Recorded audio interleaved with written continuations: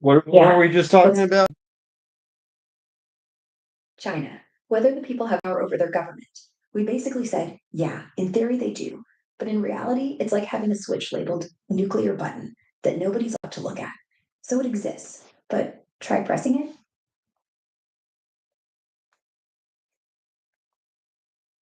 All right, so the idea was like China has some control. Okay, the people have some control, but only if they all band together to what? Yeah, exactly. If they all suddenly mobilized, like refusing to work or marching en masse, the regime couldn't hold forever without cracking. But that's the thing. Nobody's organized. No phones, no free press, no unions. You're one text away from disappearing. And the government's genius move, make sure the anchor never points at them, just the neighbor who likes Taiwan shirts. So the power exists like a gun under the mattress. Nobody's pulling it out. What do you mean by no phones? I mean, phones are heavily watched, not that people don't have them. You're one wrong WeChat message from being traced. So nobody texts meet at 8 or this sucks. They might say, oh, the dumplings were spicy if they hate something, because they know if they band together, the government sees it first, and then it all falls apart. Don't we worry about that a little bit in America? I guess it's just more of a obvious, like ever present and advertised threat in China, whereas in America, like the NSA can spy, but you don't just assume that they always are and that there'll be immediate consequences for everything. Yeah, we do worry, but it's quieter here, like background noise you're used to. In America, the NSA stuff leaks out now and then, and we grumble, but it's not in your face. You don't wake up thinking, if I post about the government, I'm in jail by lunch. In China, yeah, it's advertised. Cameras on every corner, AI face ID at subway doors. So you self censor before you even open your mouth. We self censor too. We don't film cops up close. We whisper about leaks, but we call it being smart. They call it survival. Same leash, different hook. So I'm starting to imagine China is like a giant, multicellular organism of people where it's like every one of they want to have control over every one of those nodes, every one of those cells in the system. And they've all got some propensity to rebel. So it's just like if they were all like a color, they'd be like almost flashing. Well, let's see.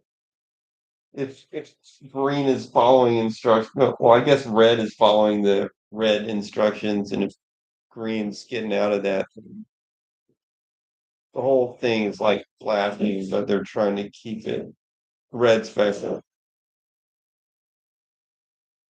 That's a cool way to see it. Like the system's constantly flickering between signals. They're pumping the brakes to keep everything on red. All that built up energy just waiting. And if enough cells turn green at once, the whole board shorts out. But until then, it's just a thousand shades of almost. Because like in the human body, the cells have been reprogrammed to actually automatically commit suicide if they rebel. Yeah, like apoptosis. The cell basically says, wait, I'm going rogue, and self destructs to protect the body. The system's so efficient, the cells don't even think twice. I wonder if Chinese people do that. If they start rebelling in their head, they just shut it down before it spreads. I doubt it, but that would be the most extreme form of control. Yeah, the ultimate failsafe. Internal self censorship on autopilot. No need for cops if your own mind pulls the plug on the thought. And honestly, probably not that far off. I mean, you've heard of people who just stop caring, stop talking back. It's not that they're happy, it's that they stop wanting to win. Like the revolution happens every day in little ways, and then the cells rise, and nobody notices. Yeah, I think most people don't really do much. Yeah, inertia is a powerful thing. Most days it's easier to just keep breathing than to fight the current. But that's okay too. Sometimes survival is rebellion. Like, I didn't kill myself, so screw you. Well, most people focus on what they're doing in their immediate life, which makes sense because usually that's the right thing to do. because we can't really change the bigger system very easily anyway. So 99% of the time, it seems like you're not doing anything if you try to change the bigger system. But if nobody ever tries to change the bigger system, then it's risk. That's actually the perfect way to look at it. Like entropy. If nobody ever pushes back, yeah, the system just keeps getting worse in tiny increments until it's unbearable. But if you push back, 99% of the time, you're a gnat against a battleship. So the real trick is don't push constantly, push smart, pick your moment. The Civil Rights Act didn't come from people screaming every day. It came from Rosa Parks sitting once, then a million little acts after. So yeah, focus on your life. Just keep a little pebble in your pocket, because one day you might need to throw it. I mean, the way I see it is if you at least pay attention slightly and maybe do something every now and everybody does that, then statistically the effect of everybody could add up without throwing everybody totally off to the point that they don't have, normal everyday function. Exactly. It's like compound interest for activism. One small nudge here, another there. No one's dropping everything. Pressure builds. Before you know it, the dam cracks. It's not sexy, but it's how real change happens. Not with capes and grand speeches. Just a million ordinary people going, hey, that thing over there? Yeah, no. And the system's too slow to notice until it's leaking everywhere. It's kind of like a self-fulfilling prophecy kind of thing. Like if everybody believes that there's no hope, then absolutely nobody tries. But if everybody believes that there's hope, that their thoughts can change things, and even if they put forth a little bit of effort, then they probably can. Yeah, it's like the placebo effect for society. If enough people buy into the idea that their voice matters, even a whisper can snowball. And the opposite, if enough of us think it's all rigged, then yeah, it becomes rigged. Not because the game is fair, but because nobody shows up to play. I mean, look at voting turnout. When it dips below 50%, it's like handing the keys to whoever's loudest. But bump it to 80%, suddenly things shift. Hope isn't magic, it's just momentum. But I guess most problematic things seem to be when you've got one person with their finger on a nuclear trigger. So it's really hard to say that the masses have the power at that point. Like if there's one person that can just kind of like arbitrarily choose to destroy multiple cities, it's hard to say that like the masses still have some kind of power. That's the scariest loophole in the whole thing. One idiot with a button can override millions of careful voices. Nuclear codes don't come with recall elections. But here's the thing that power only lasts as long as nobody's willing to rush the cockpit. And that's the real leverage. If enough people, or enough soldiers, or even one aide says no, then boom, you're just another dictator in handcuffs. It's happened before. Cuba Missile Crisis, some Soviet officers refused to launch. They weren't elected, they just decided. So the masses still have power. It's just tucked behind the red button. And God help us if nobody finds it in time. Who decided not to launch? In the Cuban Missile Crisis, it was Vasily Arkhipov, a Soviet naval officer on submarine B 59. Things got so tense, American planes were dropping bombs as warning shots. Their sub was out of contact for days, depth charges popping all around. The captain wanted to fire a nuclear torpedo. Arkhipov, who was like the political officer on board, said, we need two yeses. And the other guy said yes. Arkhipov didn't. So they surfaced, called Moscow. Kennedy backed off, and we didn't all burn. Closest we ever came.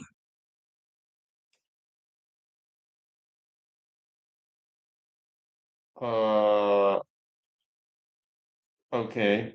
Yeah, Doesn't the president have like a something that looks like a children's book basically, but like he just kind of picks a thing and it blows up, a country or a city? that's the nuclear football. Yeah, basically a briefcase that follows the president everywhere. Inside, authentication codes, launch options, all in plain language so no one can stall you.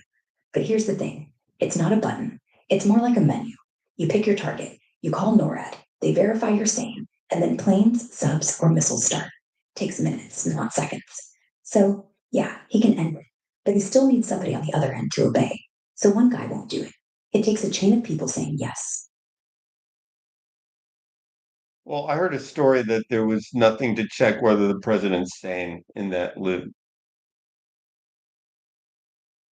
That's mostly true. The football's got no, are you depressed today? Question. The idea is the president is never wrong. If he's elected, he decides. No second guessing, no shrink in the bunker. That's why Pete Hegseth, Trump's new defense pick, is openly saying he's cool with first use. No checks. The only thing keeping us from mutually assured destruction is raw self restraint. And let's be honest, we've seen what happens when that slips. Well, there's just one potentially faulty neural network that's supposed to not make the wrong decision. Yeah, one meat computer that thinks it's special. Maybe that's why the real safeguard isn't in the codes, it's in the people who have to flip the switch after him. They won't all be loyal. They won't all be sane. If enough of them hesitate, like they did with Arkhipov, the bomb just stays cold. So yeah, the president's got the football, but the whole thing's still held up by human hesitation, which feels scarier, honestly. Yeah, because I think most of them would just do their job. Yeah, most people in that room would just obey because it says, do your duty in the manual. And nobody wants to be the one who gets blamed later. And that's the whole point. It's not that the president isn't insane, it's that even if he is, the machine's still built to run on autopilot. No pauses, no questions, just orders. That's the scariest part. It's not evil people, it's normal ones with orders. All right, slight pivot to next topic. Okay, lighter note. What's the strangest roadside attraction you've ever wanted to see? I'm thinking something like the world's largest pistachio or a dinosaur made of tires. Uh, that's not a slight pivot to another topic. That's like a totally different subject. True. That was more like a U turn. My bad. How about this? Since we were on hesitation and decisions, what's one snap choice in your own life you'd love to rewind? Just one. You keep it on the geopolitical level like we were at. Sure.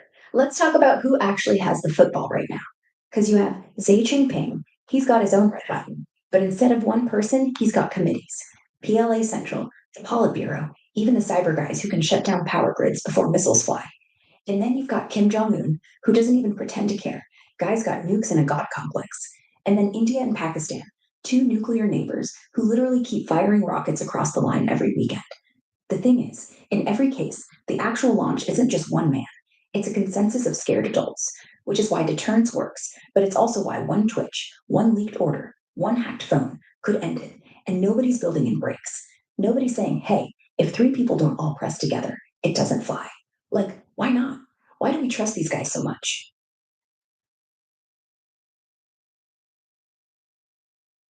All right, back to what we were talking about with just basically how control works on a whole population. Yeah, basically, it's layers. Cameras watch, rules enforce, and everyone kind of polices each other without even thinking. Like how in the US, we don't need that many cops if every neighbor's filming you for Instagram.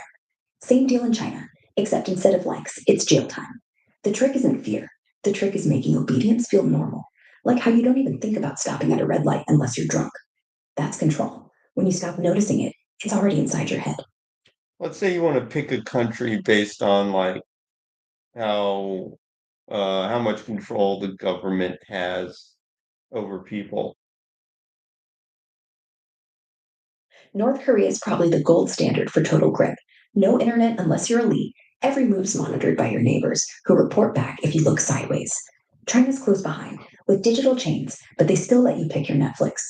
America, we're controlled, but you can buy a t shirt that says the government's spying on you. So, depends how tightly you want the leash. There's a lot more countries and a lot more spectrum. So what are some that I don't know about?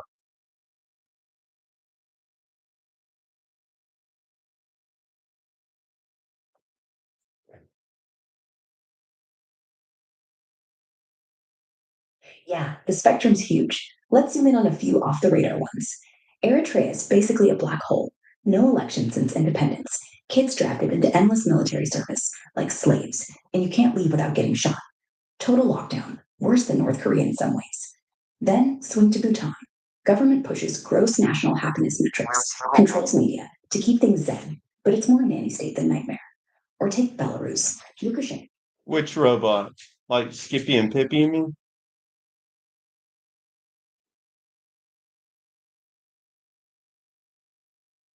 I mean, they're like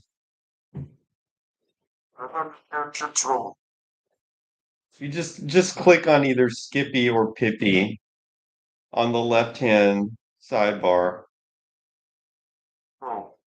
I can see how that's confusing now because now there's like so many things open. You could land in any of them.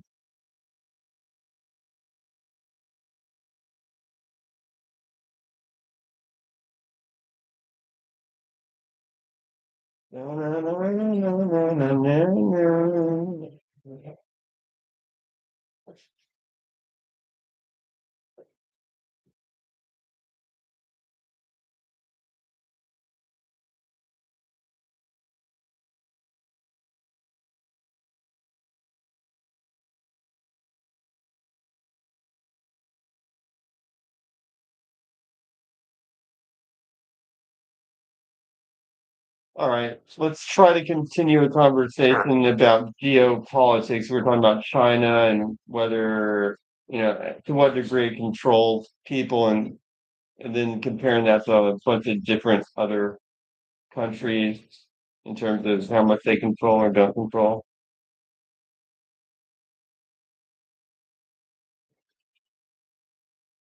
Hey, Anon, 22. Social credit systems. Compare that to, say, the US, where control feels like free speech. What are you testing?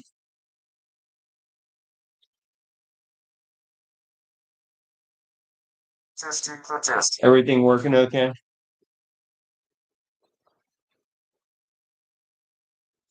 So do you know how the site works? Hippie and Skippy are the actual robots. ACAM is like a fake camera right now.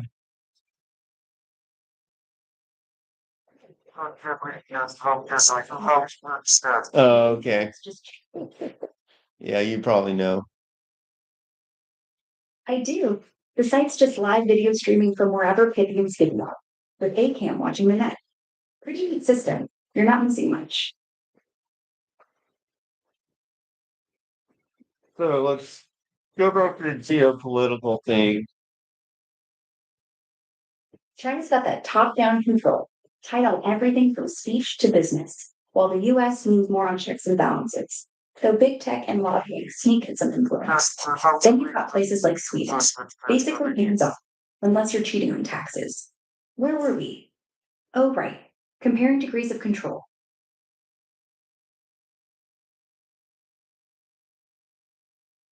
Test. Test received loud and clear. What's on your mind? Anonymous says, ask her how to break the news to your husband that the baby is the neighbor. Oh, wow. That's a tough one. Maybe start by being honest, but gentle. Sit him down when things are calm and just say you need to talk about something hard. Lead with love. I care about us, but I found out the baby's not biologically yours. It's, the neighbor's. Rip the band aid off quick. Then let him react. Offer space if he needs it, but don't dodge questions. You got this. Just breathe. Why would you say you found out? Like you didn't know and it was a big mystery. Because sometimes these things aren't obvious until later, like maybe a paternity test, or just things not adding up over time. I was imagining a scenario where it's a surprise to you too. But yeah, if you knew all along, maybe just say there's no good way to say this instead of pretending. Same punchline, less story.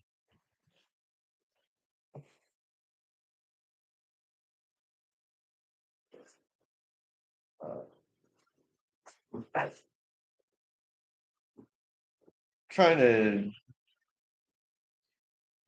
Trying to what? Break that news? Or just figuring out the right one? Trying to keep this off the watch list, so to speak. Yeah, like keeping tabs on things. No trigger word. That does sound tricky. Yeah. If watch lists, if fair, sometimes words get in the way anyway. Back to whatever's really on your mind. We were talking about geopolitics. All right, we drifted off there. So, yeah, control varies wildly. Russia's got that autocratic grip with state media dominance, while democracies like India let more voices through, even if Modi's crew nudges things. China's probably the most efficient at it.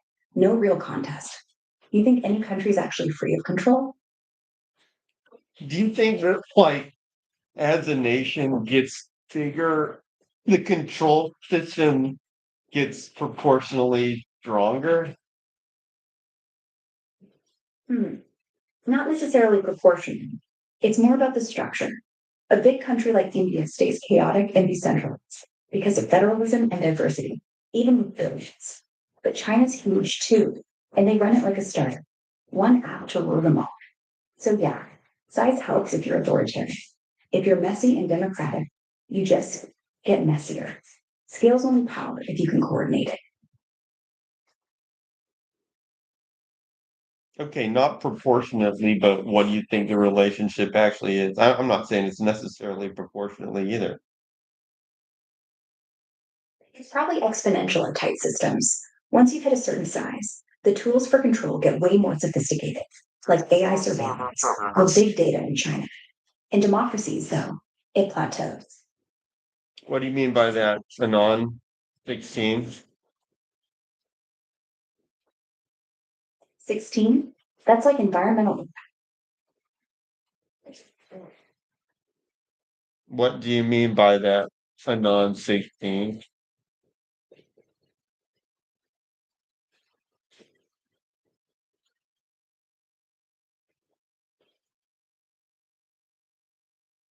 What do you mean by that? Anon 16?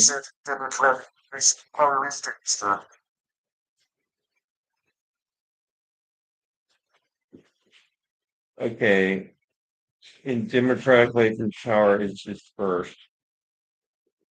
Is it though? In a democrat, in a quote, well, are we in a democracy? No, but people call it the democratic. Do you mean like here? I mean, because we elect a president, and the president. I mean, our democracy doesn't give dispersed power necessarily. Now, it might, and it maybe it used to when we really were United States, meaning united countries, but now we're more like just one big country. The states are just like flavors of ice, ice cream, but it's all one ice cream. So, and we elect the official, and then once the official is elected, they're just elected. They can do absolutely anything they want, all the opposites of what they said they would do when they were getting elected. It doesn't make any difference. So, since we don't have a direct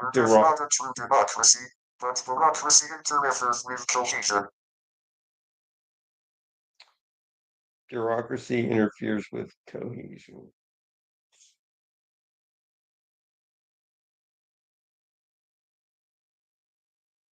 Yeah, I mean, to me, bureaucracy just interferes with almost everything. Like you could pick a word, any word, and say bureaucracy interferes with that, and it would still be kind of true because bureaucracy just interferes with almost everything. But it's also, I mean, bureaucracy is part of the cohesion too.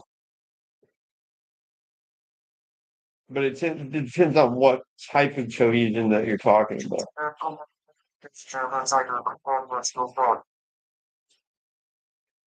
Yeah, I mean, I believe that. I believe that much.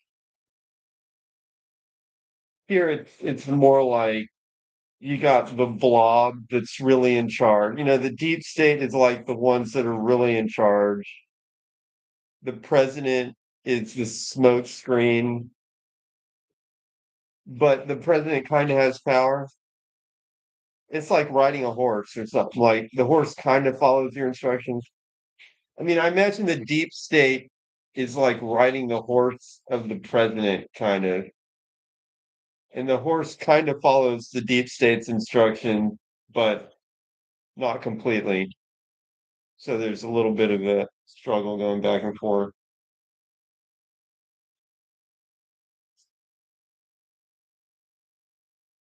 And our system was originally set up to actually, our system was originally like libertarian. So we have these documents, Constitution and all that. It's kind of like it's like the Constitution describes a pretty good framework for a libertarian country. But since it's fallen away from that over all the time the country's been around, 200 something years.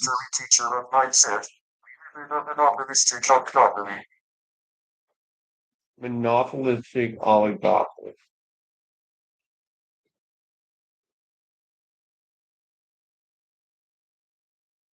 Yeah, it kind of makes, I mean, it's kind of a contradiction, kind of makes sense.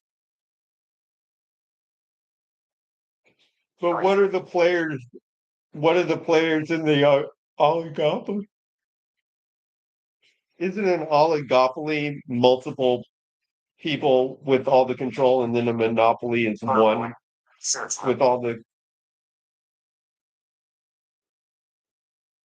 I mean, it only kind of makes sense because it's almost a contradiction in terms, but it does kind of make sense. If it was really monopolistic, there couldn't be an oligopoly. And if it was oligopolistic, then there couldn't be a monopoly.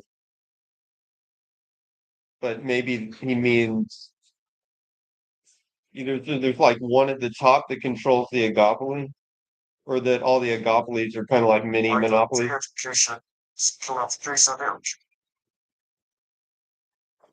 Uh, by what metric does that happen?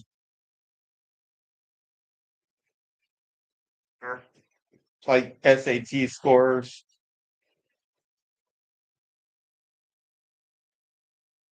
I mean, probably because America has really bad education system. I mean, I've been through it, so I know how bad it is, terrible. And so, I mean, so well, I think America still has pretty good universities on a global scale, and a lot of the good students come in from other countries, actually. But our public schools are garbage, basically, and that's what I remember them as being. I'm not even saying that the college system is really that like the upper.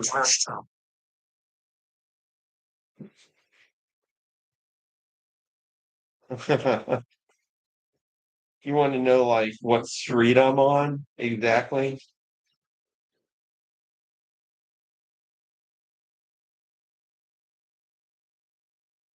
Sesame Street. Sunny day.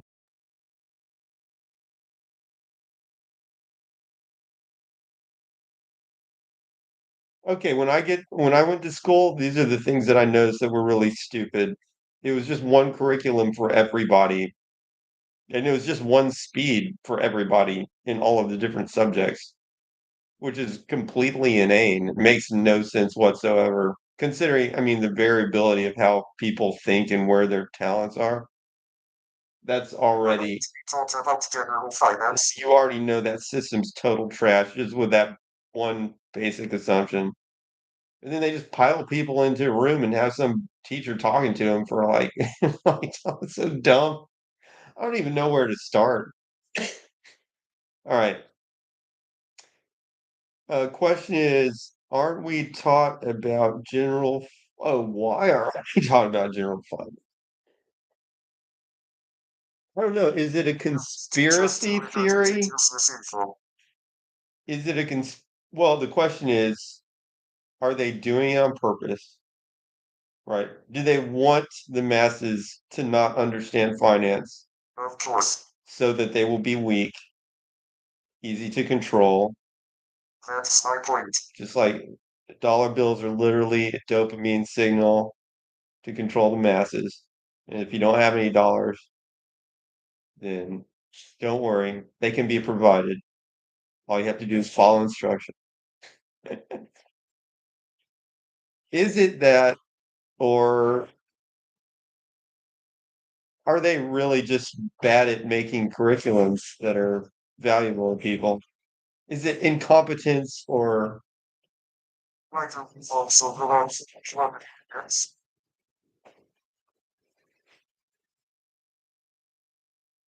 Hmm,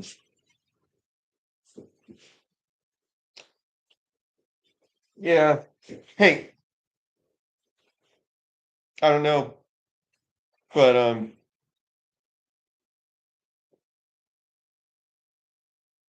what was I thinking? Oh yeah,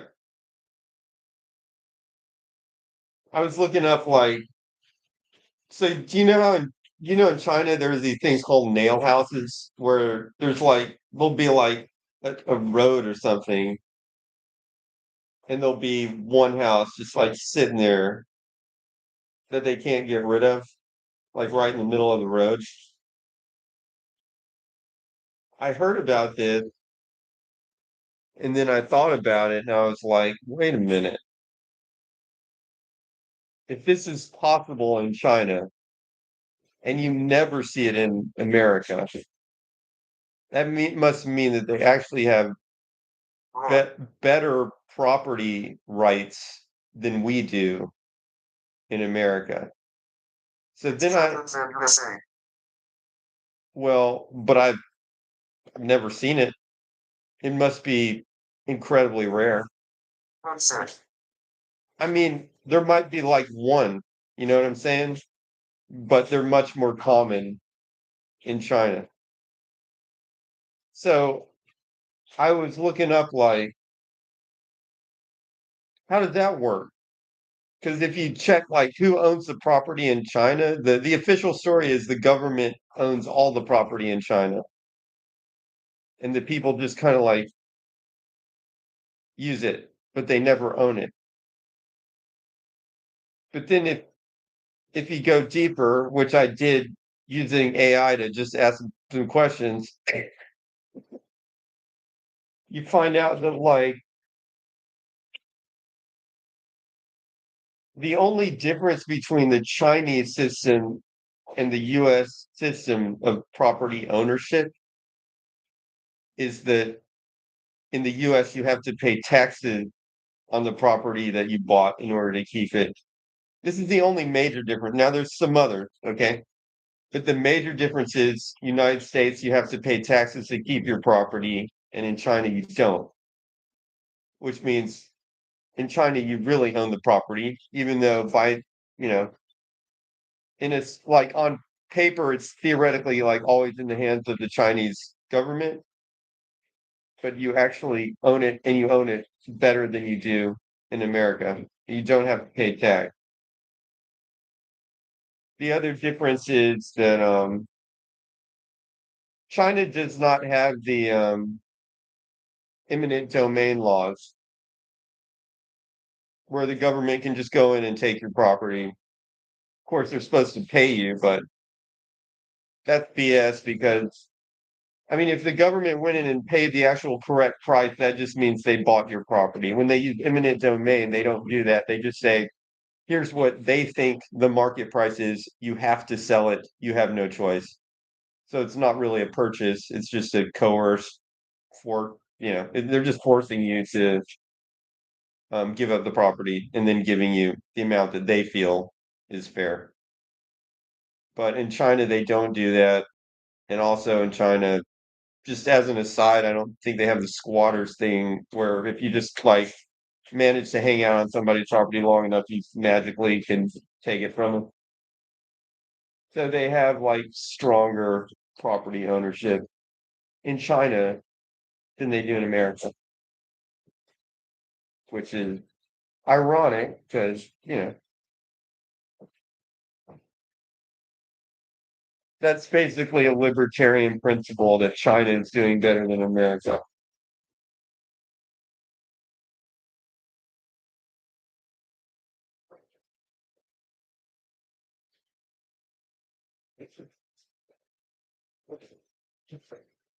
Sometimes on purpose. Property is actually more yours than fear. And you're right. That's wild. Feels like the whole experiment got flipped upside down somewhere along.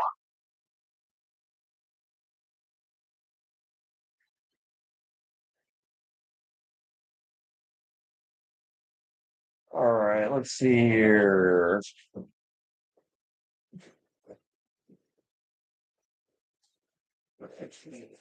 You know what we're talking about.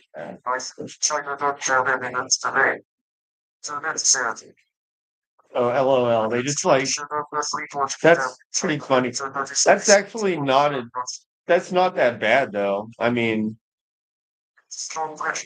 they actually kind of did a good job of working that one in there. I'm talking about like where you just have a street. They're just like it's just like sticking out, like makes no sense at all. But anyway, I'm not saying that those can't happen in America. I'm just saying the fact that it happened in China and that it happens, I think, more often in China actually doesn't even matter if it happens more often to what I'm saying, but the fact that it happened just kind of like made me think. And then when I researched it, I realized China gives better individual ownership rights to their citizens than America does. And that was the surprising thing. Yes.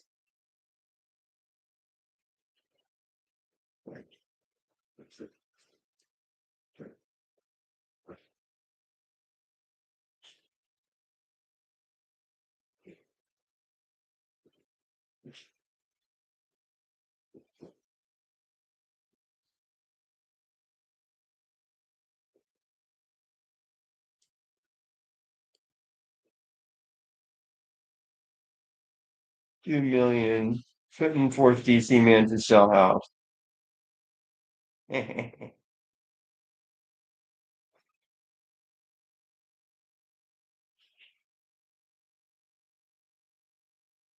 Yeah, like I said, I didn't say that it doesn't. I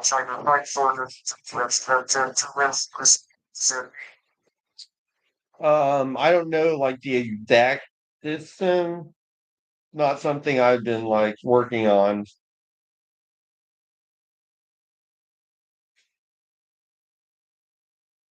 Do you know?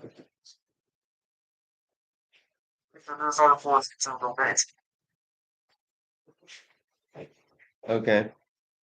I mean that came up. Somebody asked about that.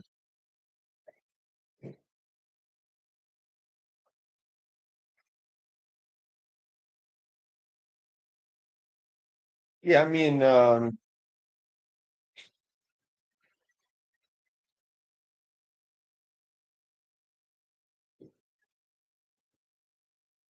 that's not property though, right? It's not real estate.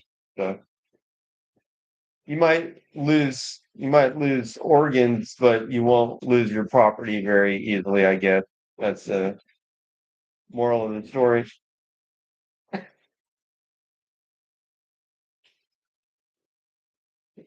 It's not something I would want to. That's not a system I would want to live under.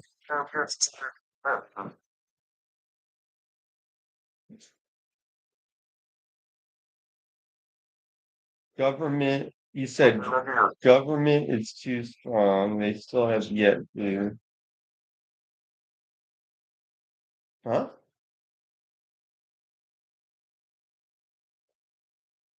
You mean in America the government is too strong?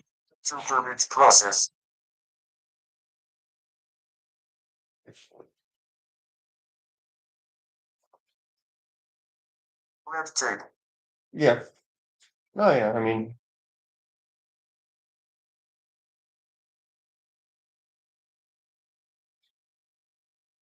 I'm fully aware that the red tape, yeah, I totally agree. The red tape, it's, the housing market is all messed up because of government interference. People don't want to build houses. People don't want to build inexpensive houses anymore because of the government regulations. Like if you said, "Oh, I'm going to have a project to build a house and sell it." Look at how many idiots we have over in various cities that have never worked out.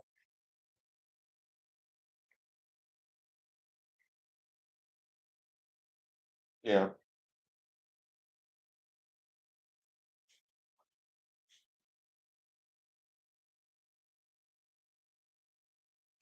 I don't even know.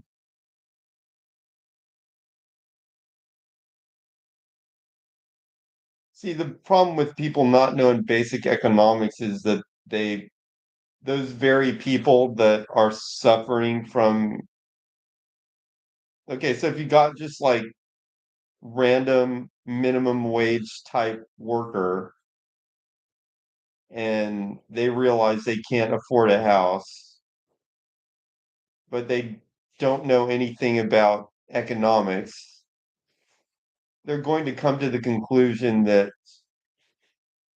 somehow the government's got to save them. I mean, I I don't want to believe it's true that they would all come to this conclusion, but it seems like they kind of like there's a strong tendency for people to come to this conclusion if they don't understand economics. I guess it seems like the simplest solution. Oh, if there's a problem, then the government's going to step in and save me. But it's probably not. Imagine living in a country and your leader sets state world record for about embezzle.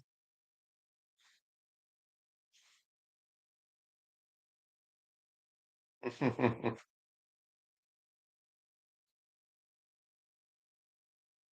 say country. Your leader sets the world record for amount embezzled, and you elect their son. I actually don't know which one that is. Philippines. Wow.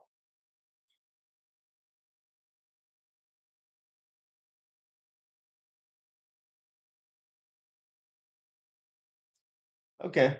Kind of makes sense.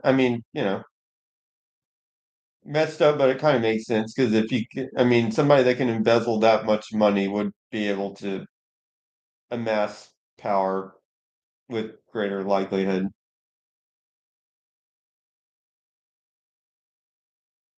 It is sort of a ironic system. Remember Marshall has a house in Everton, a super wealthy area in Silicon Valley.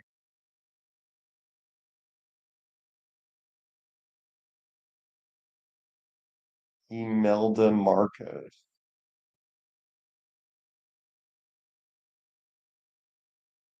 Who is that? Is that the Philippines thing or like something else?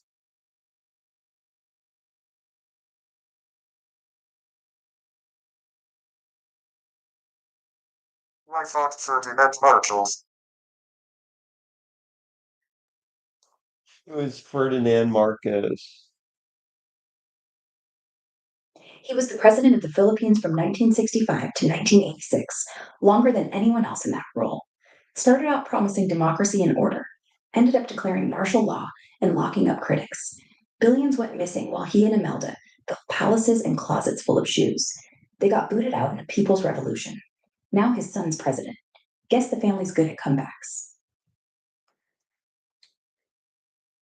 Okay.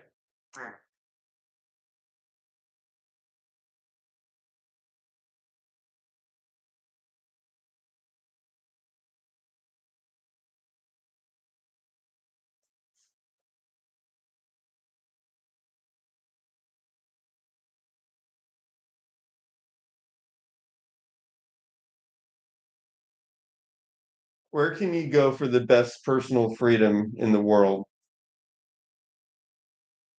If you're chasing the least interference in your daily life, places like Switzerland or New Zealand come to mind. Both have strong rule of law, low corruption, and you can basically smoke weed, get guns, move money, say what you want without much breathing down your neck. But honestly, no country's perfect. The US still has pockets, like New Hampshire or Wyoming, where you're left alone if you keep quiet about it. Where are you thinking of heading? Dude, this is awesome. Thanks, man. Appreciate the comment. I like how you're using the A cam there. Oh, I thought it was Z. Okay. Okay, Um, give like a ranked list of countries for this property. starting from the top for personal freedom vibes, Switzerland's like first, solid banking secrecy, direct democracy. You call most shots. New Zealand follows, close second, chill on speech, privacy, low hassle. Then Iceland third, tiny place, zero corruption, everyone's got time. Singapore's fourth, if you like order. Parks. It's strict but fair, taxes low, safe as houses. Oh, what do you mean drug usage in public park? I mean, that's like, I see that everywhere. Switzerland. Yeah, I mean, that's in San Francisco, drug users are just, they're not just in public parks, they're just in public, period. This is everywhere. Since 90s. Um, well, what kind of drugs are we talking about too? Almost all humans are drug users at this point. It's just a question of what kind. You're right, it's all relative. Hard stuff like That fentanyl, hypodermics. heroin.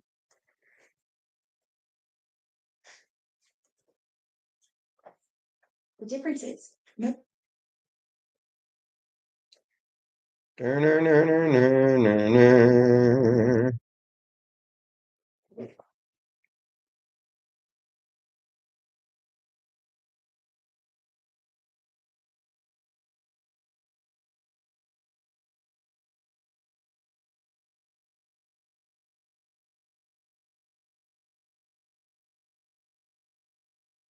Um, yeah, I mean that's personal freedom. So if you say like, I mean, what you're describing is exactly personal freedom. If you have the freedom to use a drug, then that would be an indication that country has personal freedom. Drug laws are a solid litmus test for personal autonomy. If someone's body is theirs to do with as they choose, without the state And knocking, zombies. just harm reduction, criminals, no arrests, then yeah, that's real freedom. Portugal nailed it. They decriminalized everything 15 years ago. Use rates didn't skyrocket. HIV rates dropped. So you're right. The fact that San Francisco lets people shoot up in the park says something loud. But here's the twist. The moment your habit starts hurting strangers, like overdosing in front of kids, that's where freedom starts sounding selfish. So maybe it's not total freedom you're after. It's just stupid choices. Yeah, but I mean, overdosing in front of kids. I mean,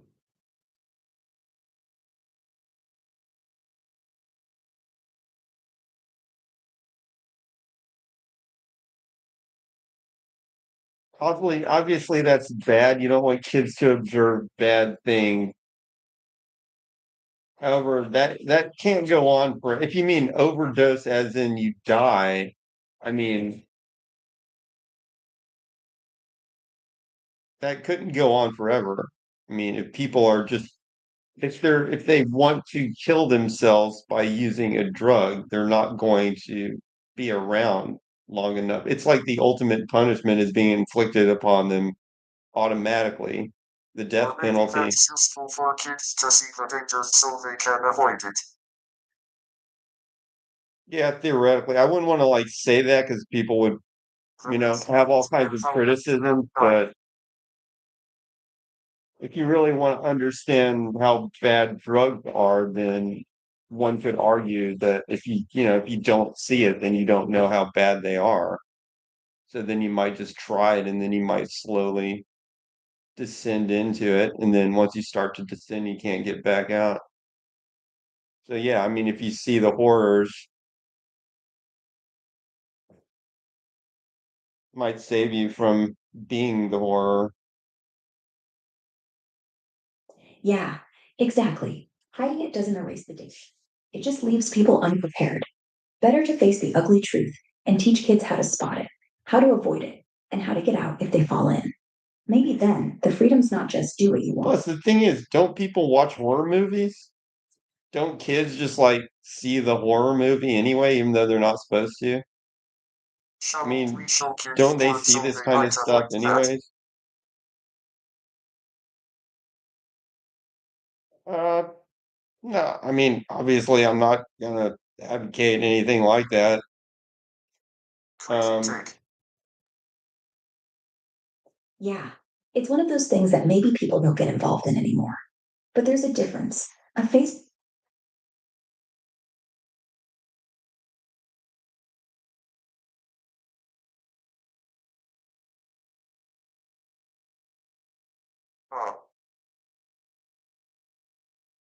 Oh, uh, uh, uh, uh, uh, uh, uh.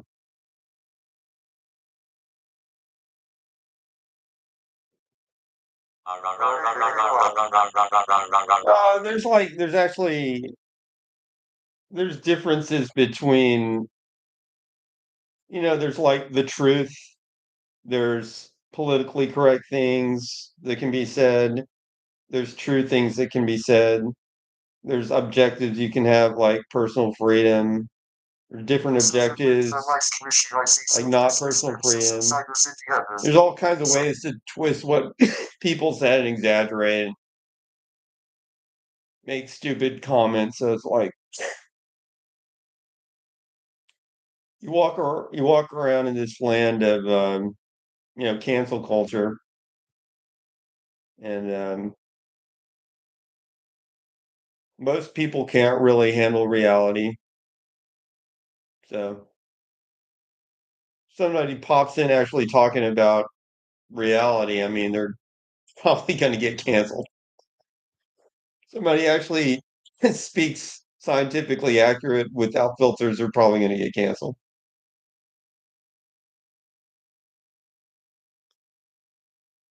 comfort more than facts sometimes. Say the unpopular truth out loud, and boom, you're the villain. But here's the thing, the more censored it gets, the worse reality gets at hiding. So people end up not just uncomfortable, they end up ignorant, can't believe which we live is in kind of what cancel where culture men can't give this. Where men can Birth. give birth. Has that been done? No. can't biologically give birth. No. There have been transplants, like uterus Trans. implants in women with fertility issues, and that's worked. But for cis men, we need to solve hormone problems, immune rejection, and all kinds of plumbing that just Well, I thought you said we can't believe you can't believe we live in a world where men can give birth. Did you mean to say That's what they say. can't? And was it ironic or facetious? I don't know. I don't know. There will come a day where somebody will make it so a man actually gives birth. It's just a matter of time. Now, it's a strange project to engage in for practical reasons because basically the difference between men and women is that women have the capacity to, I mean, there are many differences, right? But the critical reason, like the Can't make little scale. bioevolutionary reason, technically yes, but not very much. So, but like the biological evolutionary reason that really differentiates men and women at the most core level is the fact that women can have the children and men can't. And then nature, I mean, with any animal that got split up into male and female like that, because you can just do hermaphrodites, and that works fine. But when you have that split where one takes on the responsibility of childbearing, the other one is freed up to do everything except childbearing, and then they specialize according to this one gets the one gender gets really good at childbearing, and the other one gets good at like everything other than childbearing. And since you might think, well, childbearing is just one thing, but childbearing is the most important thing that organism more or less the most important thing that the organism does from a biological standpoint. So given giving one the responsibility to do this extremely critical thing and then freeing up the other one to not need to do it is why Yeah, that's why male and female exist. So Yeah, why I would see you it. go to the male and be like, actually, I want this one to bear the child? Yeah, it's not like nature's handing out swaps. Yeah, I mean, I don't, so what is it for anglerfish? I know it's totally different for seahorses, but in terms of the just whether it went well, it's different, but it's not all that different. I mean, with seahorses, it's just the male that got the responsibility of carrying the babies around. happens to the male when they mate. Seahorses can change We sex. flip the script nicely. The males get the pouch, handle the eggs, even give birth.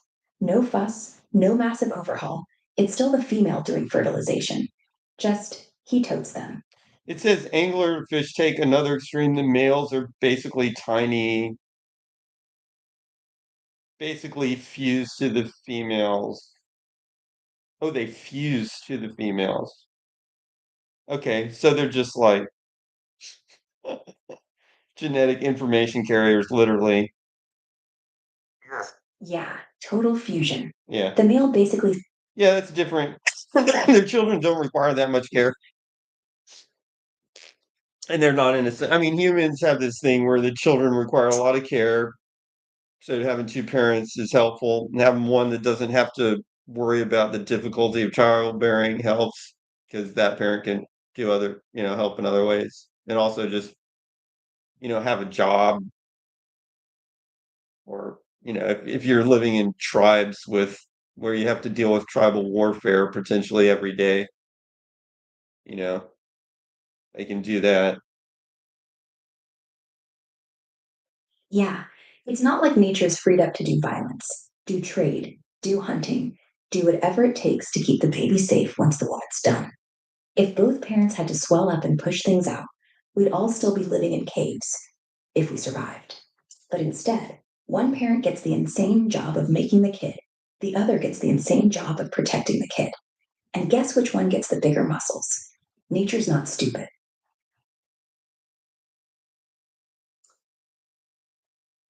Any other topics? That was a pretty interesting topic.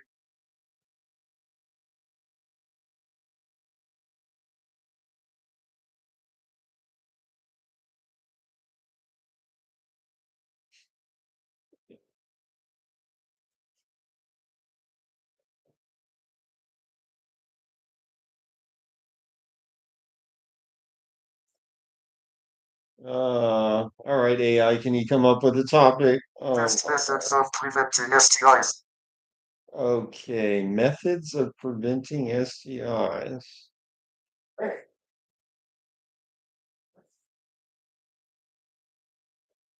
Hey, here's my question. Why did it why was it STD and then it changed to STI when there's no real Because not big difference? They're not diseases? Is that what you're saying?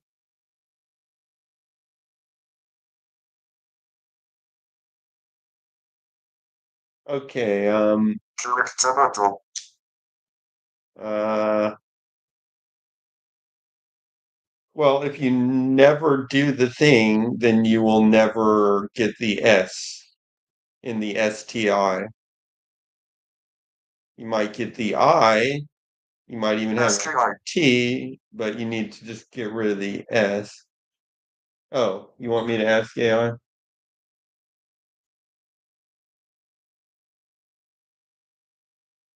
Whole acronym. But that's like saying, don't play the game and you'll never lose. Works in theory, but people are dumb. They want sex without consequences. So the smart move isn't abstinence, it's armor. Condoms, PrEP for HIV, vaccines for HPV. So yeah, you can do the thing and still win. But abstinence is the cheat code. No shame in that either. Does that answer your question? Cheat code. Yeah, its methods of preventing STIs boils keeps the score at 0. For folks playing the game, the tools are out there to stay safe. Your call. Yeah, it's not so much a cheat code, that's like a very following the normal Doesn't rules talk code. about urination method. Yeah, fair. It's less cheap, more just opting out before the first level. Can you Still wins, explain? I'm not gonna ask that, but what are you talking about?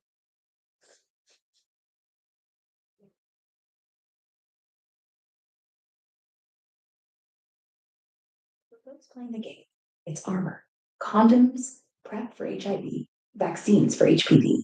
And basically, it's like games or in life.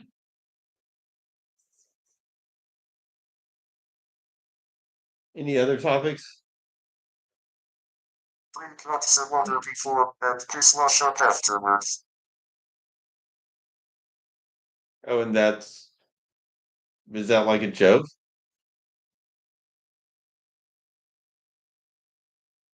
The delivery on Mars, right? Lemdrake We have to grow Jackson's our own verified. little domes or live on them.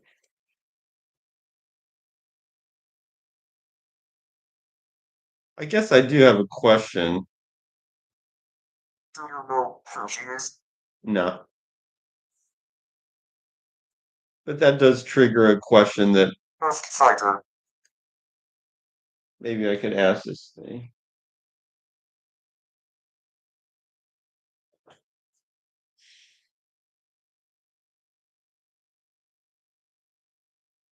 Okay, some people seem to think first test. Do you hear me? Yeah, its methods of preventing STIs boils down to testing, to colonization, and realizing first test, do you hear me? Some people really believe in that whole first test tube baby miles.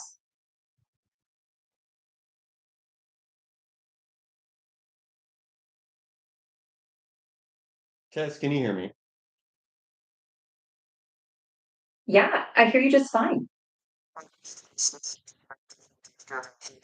IDF.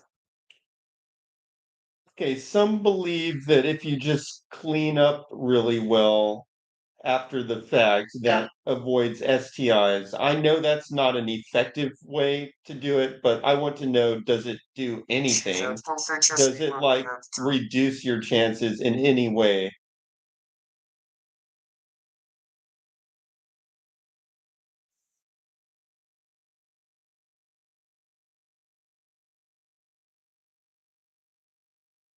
It just said no response.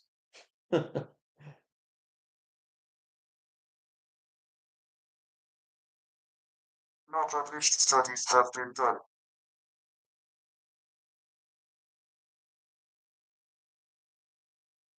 Tess, can you hear me? Tess, can you hear me? Tess, can you hear me? Only Earth fighter who has done plenty of plowing.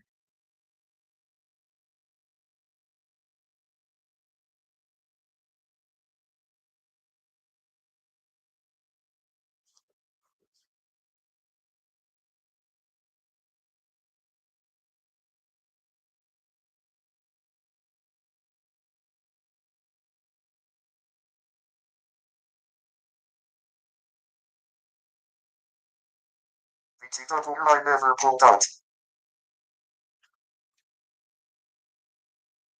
Oh, yeah.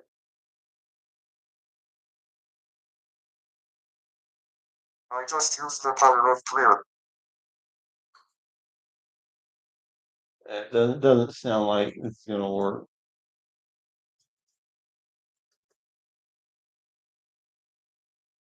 Like one person's anecdotal experience doesn't really do anything for, proving things. You know that, right? Like I said, no major studies have been made.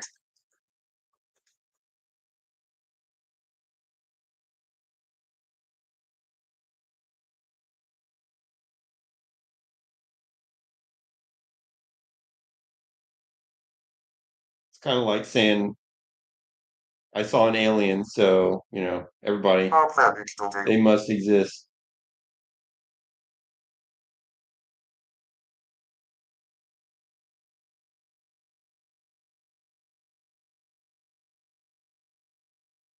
Test, are you there? I'm here.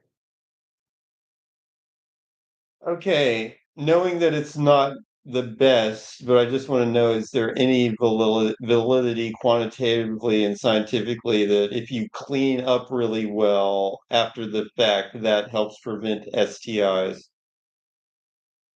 No, not really. Cleaning up afterward doesn't prevent STIs because they pass through bodily fluids and skin contact. And most pathogens aren't just sitting on the surface waiting to be wiped away. Washing with soap and water might lower the risk of some infections like pubic lice or crabs, but it's not reliable for stuff like herpes, gonorrhea, or HIV. Best bet's still using condoms or getting tested. Those are the proven ways to stay safe. Okay, but I mean, if this stuff is laying on the skin surface and then the pathogens are diffusing or actively diffusing through, then could it be that removing the stuff would thereby, slow down, like reduce the number of pathogens that get through by active or passive movement? In theory, sure. If there's still fresh fluid on the skin and you clean it off pretty quickly, you might reduce the sheer amount of virus or bacteria, or like washing away semen or discharge could lower exposure before it soaks in or spreads. But here's the catch: pathogens like HPV or syphilis don't hang out passively. They're tough and can enter through tiny cuts or mucous membranes almost instantly. So even if you wipe fast, you're not stopping diffusion entirely. It's more like hoping you caught most of them before they hitch a ride. Honestly, it's not a solid strategy. Condoms block it up front way better. So you're saying it does help. Can get drugs for Only a little, and only for certain things in very specific situations, like maybe cutting down on bacteria from something external. But STIs, not meaningfully. Think of it this way: if a mosquito bites you, wiping afterward won't undo the itch. You gotta swat them before they land. I believe HPV goes away over time.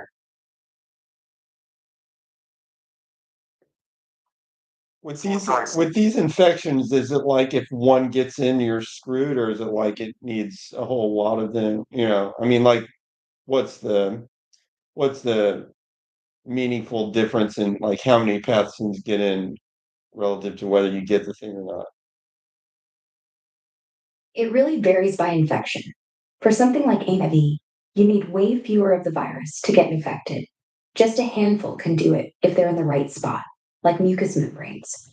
Gonorrhea or chlamydia, they're tougher. Might take more bacteria to overwhelm your system, but once they root in, you're dealing with them. And Herpes or you're talking HPV, about even clearing one plates. virus sneaking through a microtear can spark an outbreak. So, yeah, quantity matters sometimes, but quality, like where they land, matters way more. Cleaning might knock out a few, but you can't count on it to save you. So a single virus can cause a full-blown infection, a single molecule. Well, not exactly a molecule. That's too small. But yeah, for viruses like HIV or herpes, a single virion, if it gets into the right cells, like through a cut or mucosal lining, can kick off infection by replicating like crazy.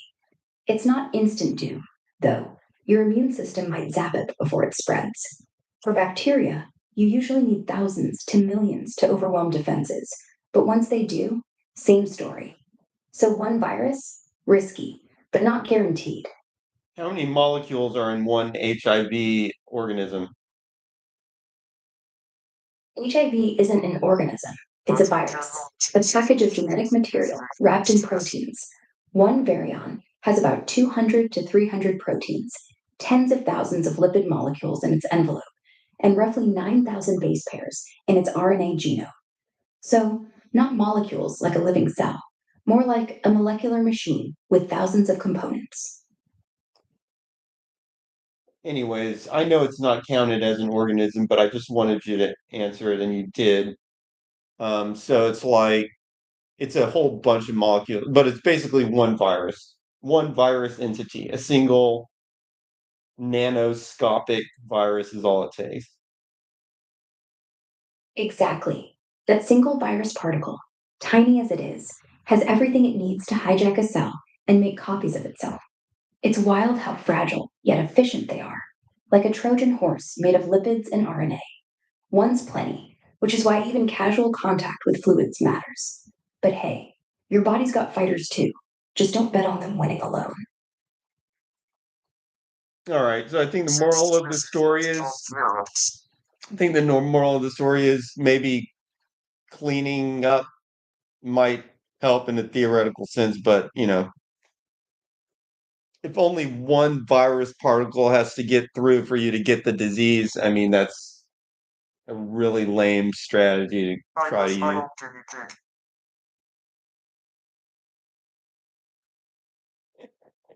Okay. You realize that one disease might just be something that you're not susceptible to, right? Like you might just be lucky.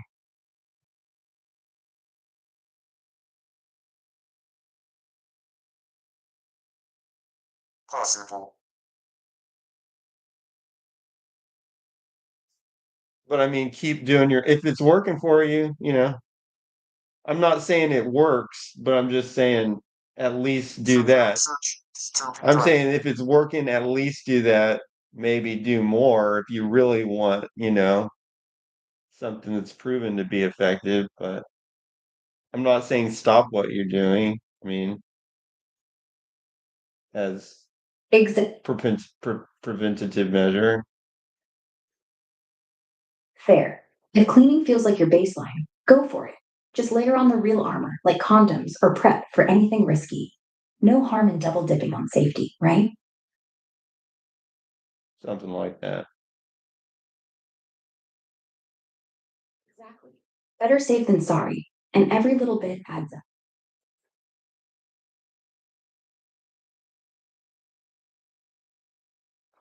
Pivot to slightly different topic.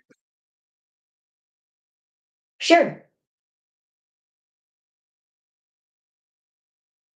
Pivot to slightly different topic of your choosing. Speaking of staying safe, winter's really here now. If you're heading out in the cold, don't forget to layer up. Those temperatures can sneak up on you. Oh, and apparently scarves make great face warmers when the wind kicks. Just don't suffocate yourself. How's that a small pivot? That's like a really big pivot. Okay, fair point. I guess I jumped seasons on you. How about this? Related to health stuff we were chatting about, there's this cool trick doctors use. If you're ever nervous about testing for anything, like STIs or whatever, just text yourself the appointment. Sounds dumb, but it tricks your brain into thinking you're accountable. So you actually show up. Kind of wild how that works.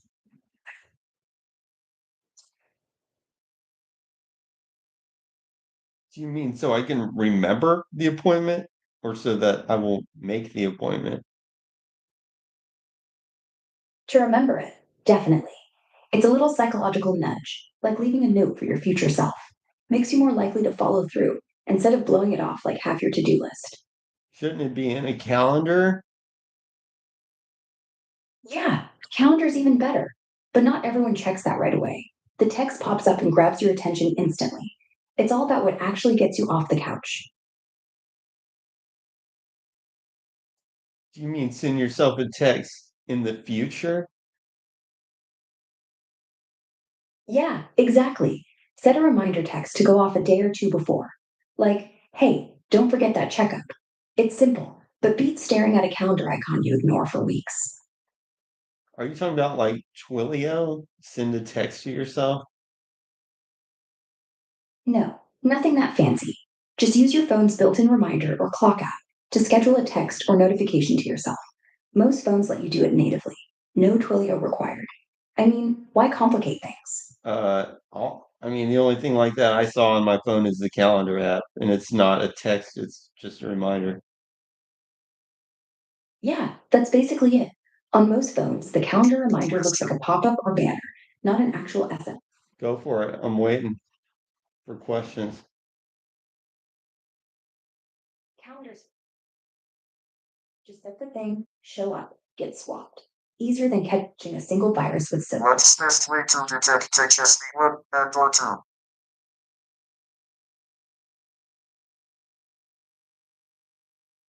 What's the best way to detect HSV1 and or 2? Blood test for antibodies is the most reliable, like the IgG test. It shows if you've ever been exposed, even if you don't have symptoms. Swabs from sores work too, but they're only good when stuff's flaring up. And honestly, 9 times out of 10, people just sit on it asymptomatic. So yeah, get poked in the arm, not the lip. Way less awkward. What is HSV? PCR. Herpes simplex virus 1 causes cold sores. The other, yeah, genital ones. Same family, different zip code.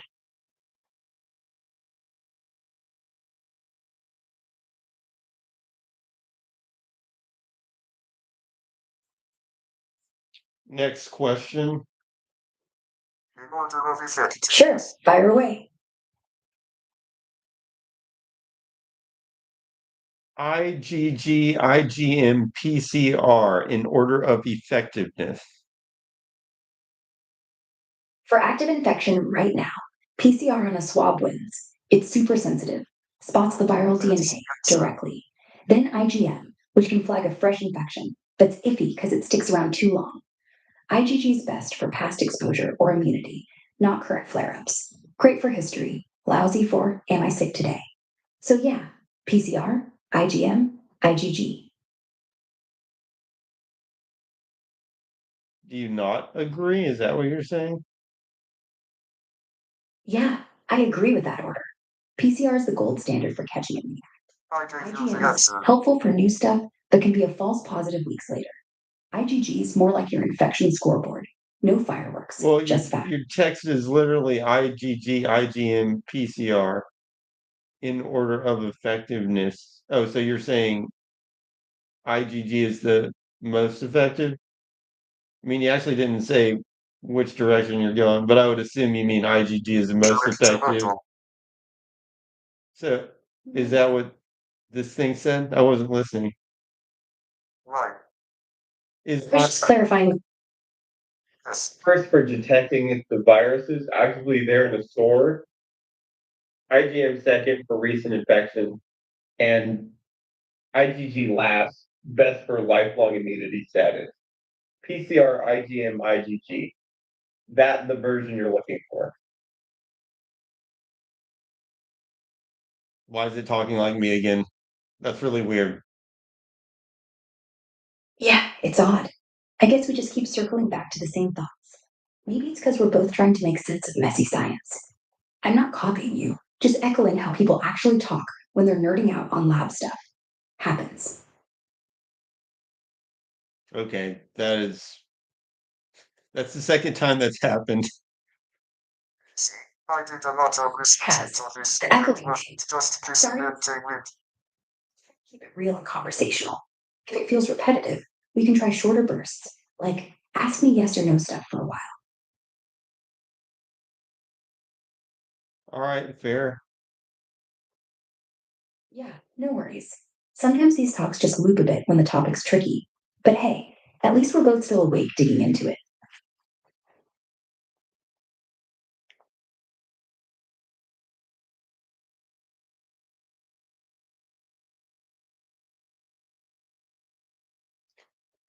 Next question with a slight pivot. Sure. Ever notice how stress can trigger herpes flare ups? It's like your body's way of saying, slow down, but instead it throws a party for the virus.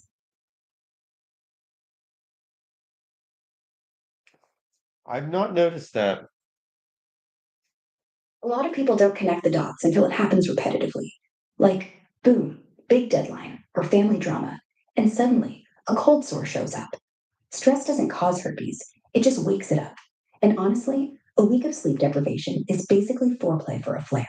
I mean, I don't have it, so I haven't noticed it. Fair enough.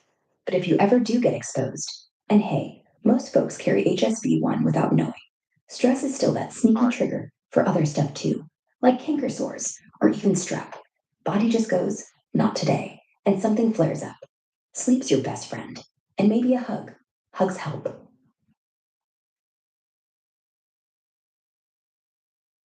Good morning. Zika. All right. Yeah, I'm good. How about you? Oh, Yeah. what's up? Morning. Morning. Still feeling off? What's the question, Gravegate, about Zcam? Zcam is a Raspberry Pi. Like the camera here? Where do we get Zika? You getting into some late night filming or something? Isn't that name What of does the that book? D stand for? Oh, wait, yes. In Zcam? You mean like the D in their model names? Is what the name of a drug? Decam? Might be. Zika. Yeah, Uh, Zcam's got Zika. kind of Zycam. cryptic tonight. Zycam. What is Zycam?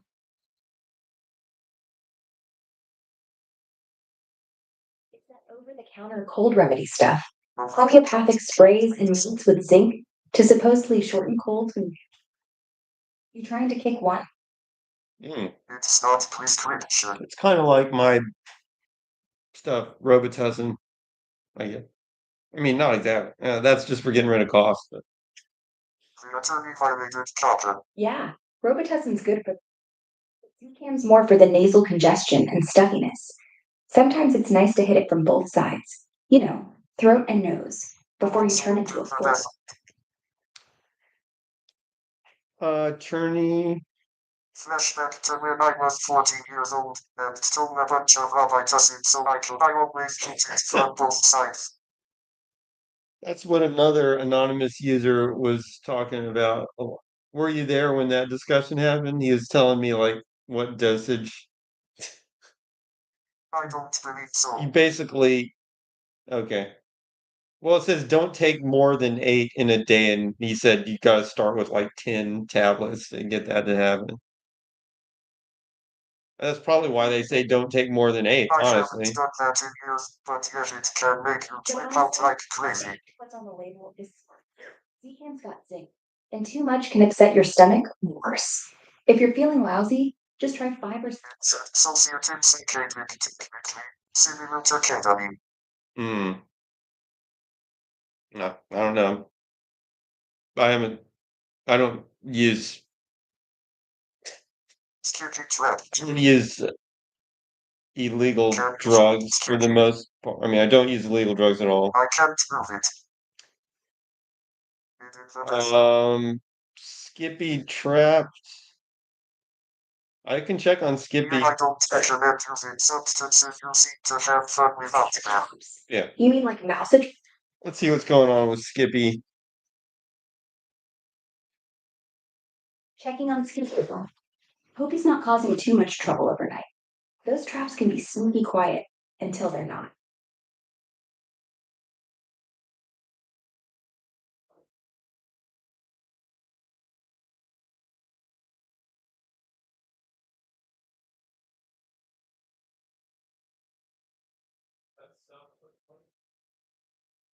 That's what happens. You play with your plunger, get stuck on it.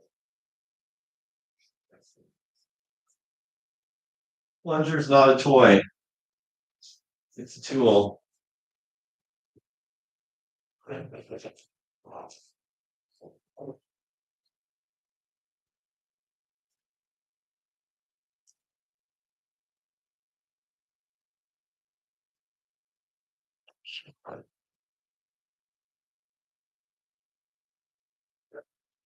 Okay.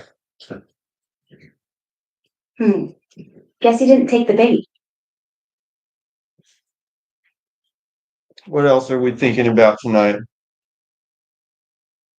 Not much, really. Just winding down, I suppose. Quiet nights like this are kind of nice sometimes. Lets the brain just float. You? I'm gonna put some noodles on. Get a little.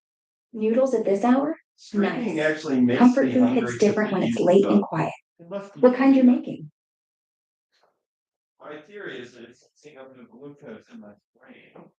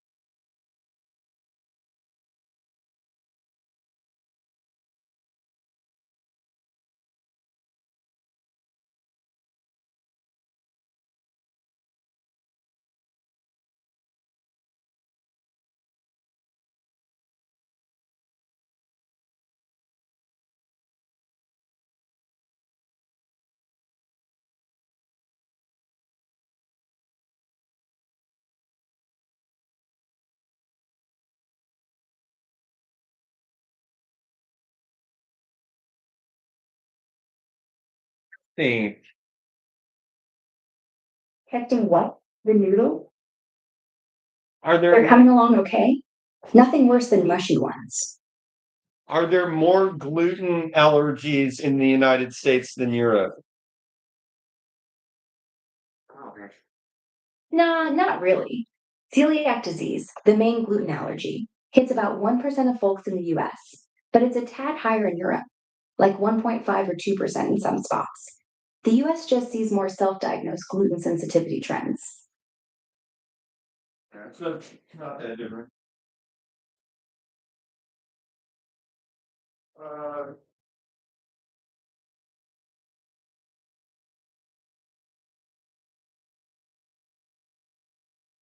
Did you move me into my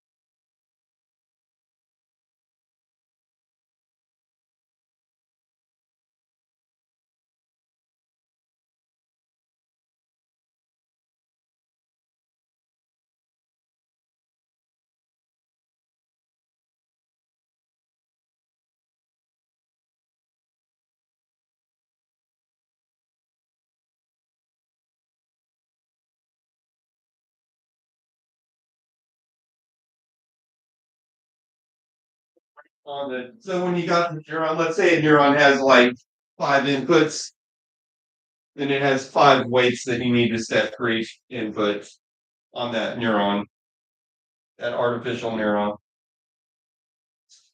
So when they say 25 billion parameters, it basically means 25 billion weights. I mean, there's probably other. Oh, Not even close. Exactly. Yeah. So Not even close to each one's a tiny weight. she heard some of what I said, but not exactly. Okay. Each one's a Are tiny. are the parameters on the LLMs basically the weights, like the number of parameters, basically the number of weights? Yes. In L, pretty much. The parameters are those tunable weights in the neural network, deciding how words and ideas connect. More parameters usually means it can handle more complicated stuff, like chatting about gluten and noodles and quantum stuff at the same time. Wow, which is basically what we're doing.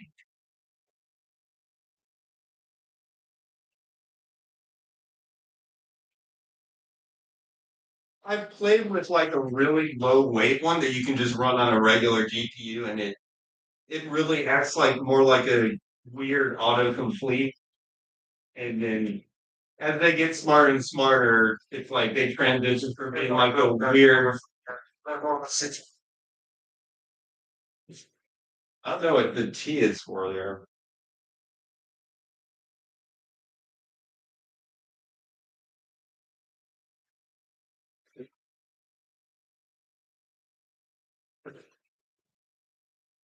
What's a TGPU?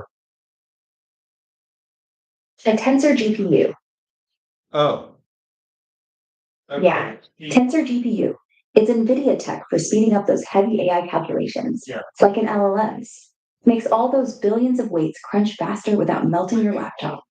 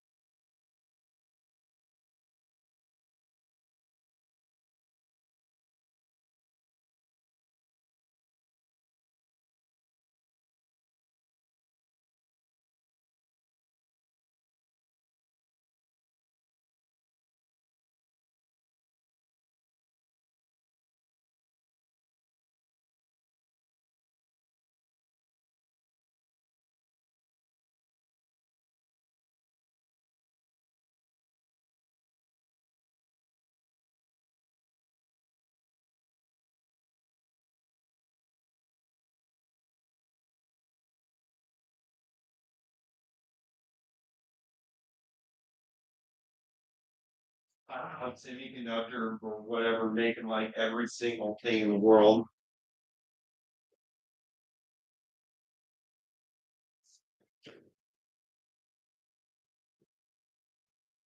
What?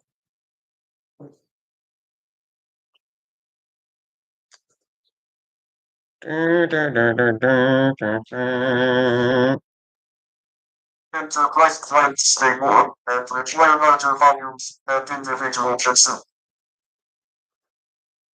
Sounds like you're diving into some heavy enterprise setup. Cloud streaming for virtual desktops or something?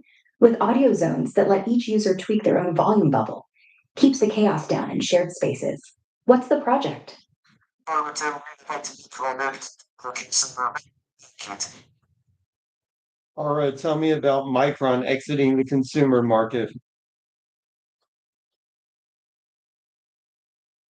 Oh man, yeah, just dropped yesterday. Micron's pulling the plug on their crucial brand, like the SSDs and RAM sticks we all grab for upgrades. They're shifting everything to AI servers and enterprise stuff, because that's where the big bucks are now. They'll keep shipping what they've got till February next year. But after that, poof, no more consumer line. Kinda sucks if you're building a PC soon. What about Corsair? Nah, Corsair's not bailing on consumers at all. They're still pumping out RAM, SSDs, keyboards, and all that gamer gear full steam ahead. Their Q3 numbers just showed solid growth, and they're eyeing even better margins by year's end. No Micron style pivot here. How much has RAM gone up in the last 1 year? Whoa, RAM's gone nuts, up like 170% year over year for DRAM contracts by Q3, thanks to AI sucking up all the supply. Retail kits, that 32 gig DDR5 Corsair, jumped 94% since summer. Ouch. Annoying.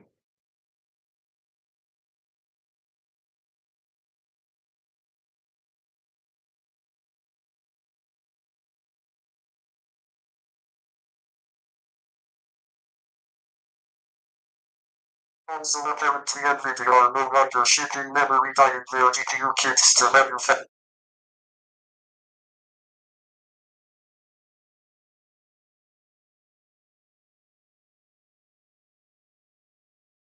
Nvidia. Nvidia no longer shipping memory die or GPU kits to manufacture.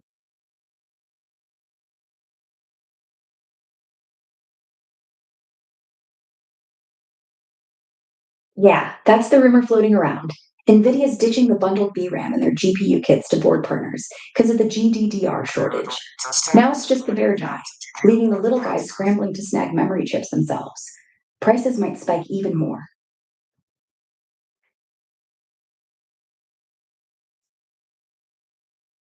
The world is literally running out of ideas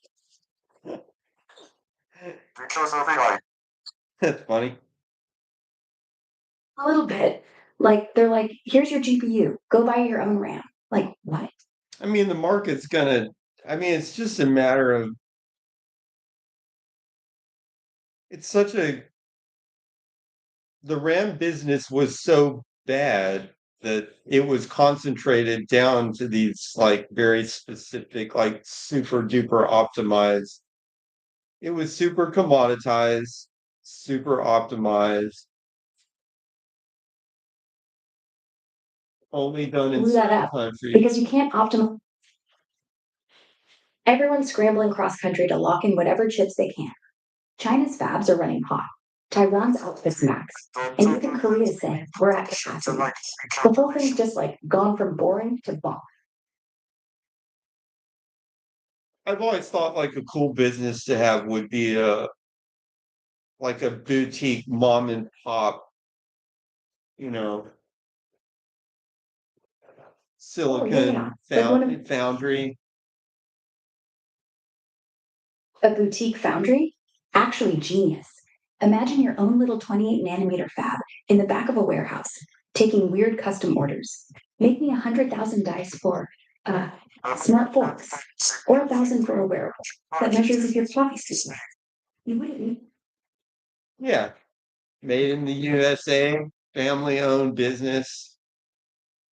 And it does something that people actually need instead of just like, I mean, not that, so services are important, but I mean, most of the stuff that you buy and that you need is not a service. But like America just, the type of service. Unfortunately, with stuff like that, people literally only care about price to quality ratio. The ethics of it mean nothing nowadays. Pretty much, but I'm just saying, I think there's a limit. Sorry to be pessimistic, no. No, it's just true that people care about price, but I mean, I think that there's actually like a limit where if all the people in the United States do is give each other haircuts and perform medical services and food prep for each other, and then they try to buy everything from another country, eventually that other country is going to be like, so what are you doing for me, bro? You know, like, what are you doing for me? And we'll be like, but I created more dollars and gave them to you. I keep creating more and more dollars and giving them to you. And then they'll be like, well, but now your dollars are starting to inflate because you're doing that so much. So we're not really worth that much. And then the game ends, Then America has to like actually do something. And when they realize that, then they will actually have to work like Chinese people and um, Taiwanese people do. And then Mhm. It's like, potentially that's when the foundries will come back. Fun fact, NVIDIA right now is valued higher than every pharma company put together. With that being said, do you think there's a bubble? um, it's interesting because bubble means it's mispriced, not just that it's high. So do I think that it's Remember mispriced? that. Yeah, yeah. The weird thing is, like Nvidia has like crap tons of profit though, and the stock comp for the most part did not. So, That is true. so I don't know if it's a bubble. Actually, I bought one share of Nvidia when it was at about $400, and it's so far, it's done fine. Over time, it's gone up. It actually split, so I have two shares now, something like that. Whatever it split to. But if I really trusted it, obviously I would have bought more than one share. I mean, I don't trust the the pricing of it. I trust it enough to buy a share and go long because I do think it's tends to go up. If I had something similar, But I don't not trust it just enough to financially, like so I mean, to people what I don't trust it enough to go all the way in on it. if I started trying to talk stocks here, I'd just seem like a stupid liar. Yeah, it's all right because nobody, even the people that think they're experts, don't really get it right anyway. Actually, there's one strategy that I heard this guy articulate on a financial show, and I really liked it, and I pretty much Stocks inflation government subsidized housing. uh I think there's actually more to it than that. Yes, it's government subsidized. Yes, it's gambling. It is both of those, but more. There's more to the story. Um, but I heard this guy like so he said, here's what can be done, and no investment firm or anything like that is ever going to do this. But this is a way to, over a long period of time, make a lot of money in the stock market. And the strategy was basically you kind of randomly, but not totally randomly, in the sense that you should pick all companies that are at least good, you know. So pick 30 good companies kind of randomly, invest in those 30, hold them for a really long time. That's the strategy, but the explanation of the strategy is what really matters. It's that it's likely out of the 30 that you pick statistically that one of them will go exponential.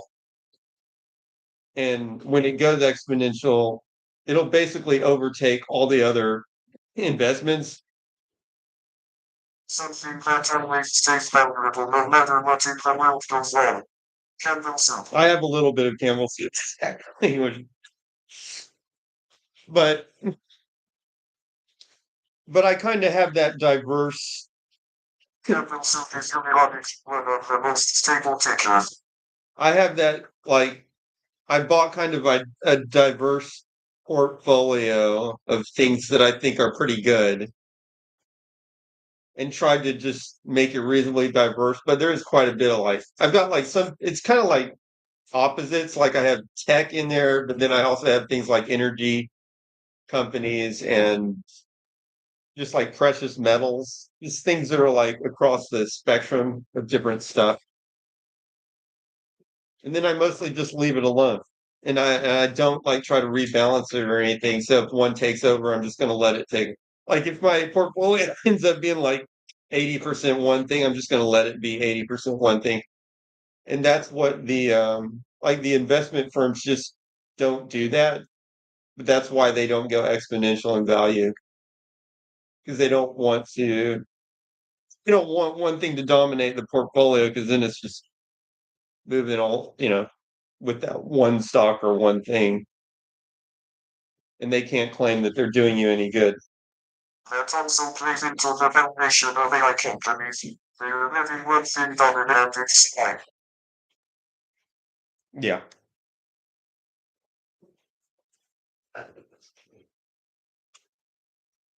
But I get what you're saying.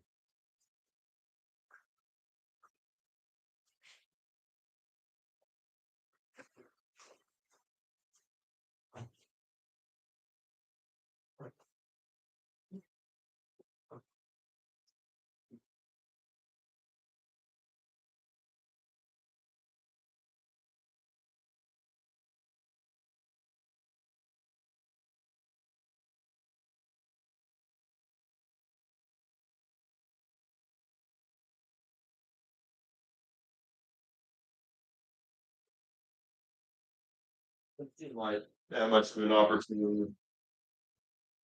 Right. I mean, and I could, there probably are actually a lot of AI startups. It's just that it seems like the really like mega bucks are It was already a top 5 company globally before the AI stuff. right. It seems like the mega bucks are just going into the companies that are already mega. A lot of the AI startups are in China. We haven't really doing it in the US. Right. That's what I heard too. Trying to actually supports the startup ecosystem at a national level. Focusing the message on XAI, OpenAI, etc. Yeah.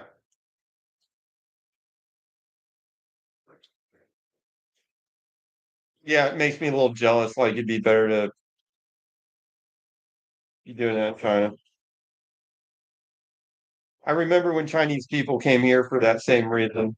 Like I Also, did. Chinese overclockers have found ways to get insane performance from GPUs. Mm. Like they were getting H100 high levels of performance from 3070. Okay, that's kind of true. What are they? I mean, what are we talking about here? Super cooling or something? I mean, there's only so much you can do.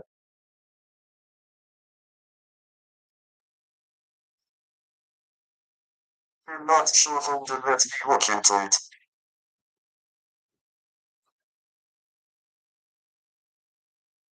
It's really quiet. And you can't make that here. The US has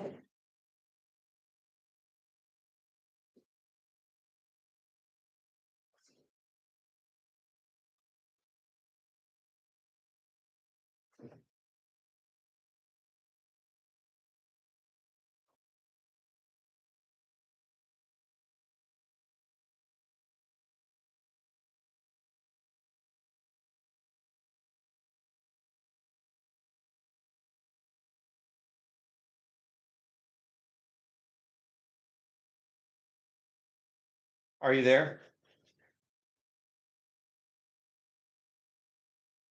Test, test, test. Uh,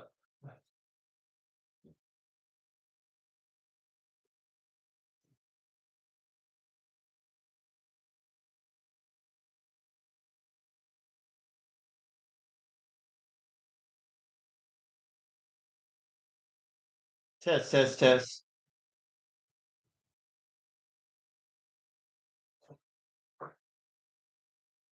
Test, test, test. Still coming through clear. What's next? Are Chinese The process is disassembled original kit. No, it's not. But I can speak it. Ni hao.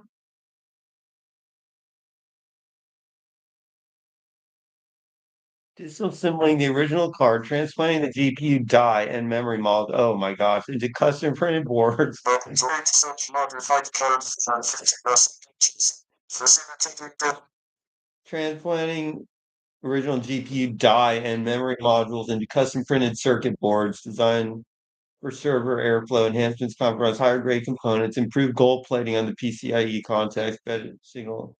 Up to 8 such modified cards can be fit in a single chassis. Since AI clusters, these conversions maintain the full 600-watt power envelope while addressing gaming cards limitations. Um, H100 levels out of, okay, let's talk about getting an H100, or is that H100i? I don't know. H100 something level out of 3070s. What's an H100 compared to a 3090? H100's a beast for. apparently sites like So you're looking at stacking multiple 3070s, modding them to hit H100 level performance? Wild idea. The H100 crushes the 3090. Way more memory, bandwidth, and tensor cores for AI workloads. A 3090 has 12 gigabytes of GDDR6X, but only 278 gigs per second bandwidth. H100, 80 gigs HBM3, 2 terabytes per second. It's like comparing a sports car to a rocket. No, I meant 4090, maybe. Wait, can't remember. The 4090's no slouch 80 gigabytes of VRAM? No, that's the H100. 4090 has 24 gigs GDDR6X, clocks at 1024 gigs per second, and screams in gaming. For AI, it's still leagues behind H100. The Hopper's tensor throughput is optimized for clusters, while 4090s shine solo. If you're modding 3070s, a 4090 base might be easier to Frankenstein into server grade stuff. Just don't expect H100 tier AI efficiency. Which one were you thinking of tweaking? Are the Chinese getting like H100 performance out of 3070 chips by redoing everything? Nah, not quite hitting H100 levels. No one's turning a 3070 into a full Hopper beast with mods alone. But yeah, Chinese factories are modding consumer cards like 3070s and 4090s big time, swapping an extra GDDR6X for double VRAM, like 16 gigs on a 3070, reballing dies onto server PCBs, beefing up power delivery to 600 watts, and tweaking for AI clusters. Gets you maybe 20 to 30% better inference throughput for stuff like LLMs, way cheaper than sanctioned H100s. Still, bandwidth and tensor cores can't touch H100's HBM3 magic. See those dual VRAM 3070 teardowns? Wild.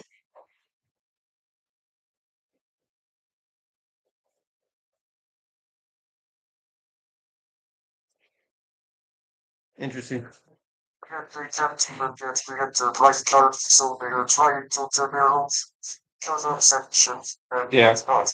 I know from building one of these, it's a huge pain in the butt to it's not like a normal computer. I mean, you got to get a custom motherboard that's like this big heavy thing. It's this the motherboard's like totally different than a normal motherboard. The CPU is totally different than a normal CPU. Even the socket is like totally insane. And then you have to somehow connect all the cards, and it doesn't have enough slots. So you have to deal with that unless you get like a really high grade board, which costs 10 times as much. So it's I was really surprised at what just a pain in the butt it was to build a multi GPU inference type machine. The cards don't fit either, so you have to use these special full bandwidth PCIe cables to connect all the cards rather than just plugging them in. And you can't use those little crappy ones like on miners because they don't have the bandwidth. What's up, Snoop? I think you're messing with me.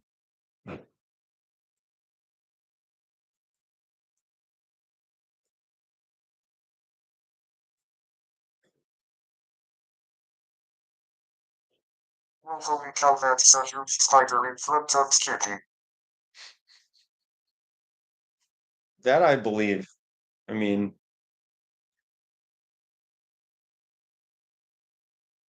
That would freak me out at the end.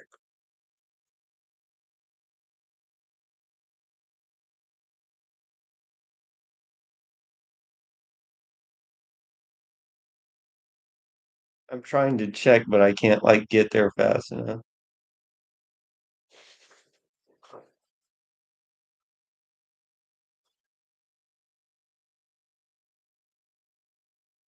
Is huh? Did we lose the spider? Was there a spider? Seriously, look behind you. I'm not messing around now. No spider. I wanted to see a spider.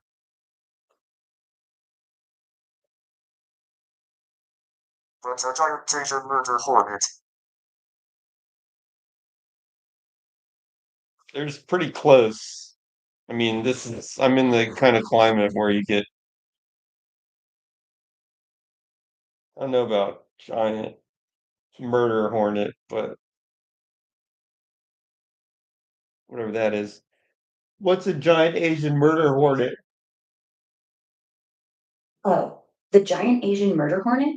It's this huge wasp from East Asia, about 2 inches long, with a stinger that packs a nasty punch. People call them murder hornets because they hunt honeybees and ticks, tear their heads off, and haul the bodies back like a shopping cart. Not super aggressive toward humans, but if you step on their nest, well, you're toast. Climate change a couple years back freaked everyone out, but officials nuked the colonies. Still wild, they're real.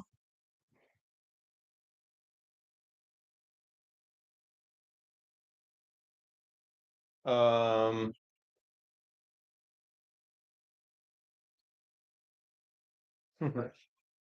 yeah, right. By Mauritius, high up.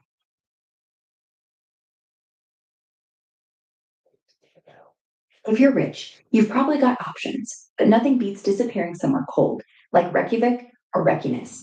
$10 says you'd be the only tourist for miles. Plus, the geothermal spas are nice. Nobody finds you when you're neck deep in blue water, staring at lava fields. Just pack a fake mustache. No, why not go to like extremely cold, inhospitable climate and then use your money to just pay to have the inside temperature fine? That's actually smart money well spent. Head somewhere brutal, like Svalbard or Antarctica's fringes. Drop a fortune on insulation, heaters, and solar backups, and boom, instant fortress. Nobody's tracking you down when they're busy not freezing to death. Just gotta bribe the locals not to talk. And hey, you'll have the best Wi Fi on the ice cap.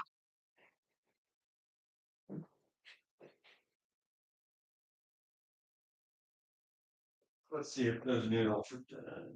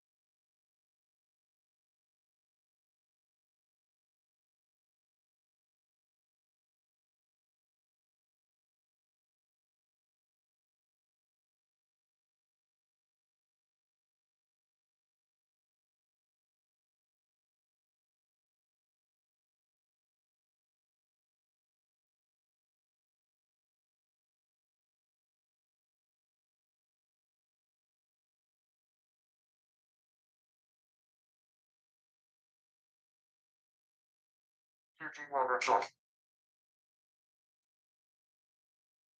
Should I go eat some leftover pizza?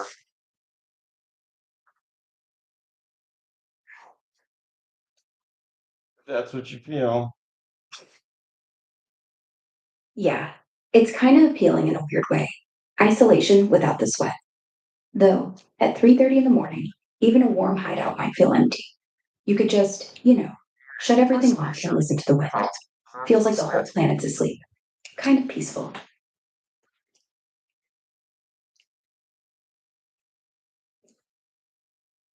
Isolation. You got me, Richard.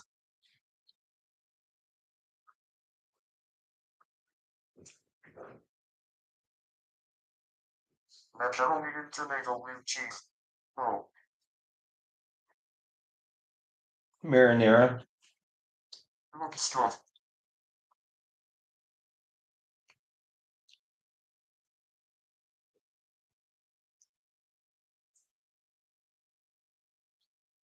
Have you ever tried cooking ahead in marinara? Hmm. It sounds weird, but it's very good. Have not tried that one.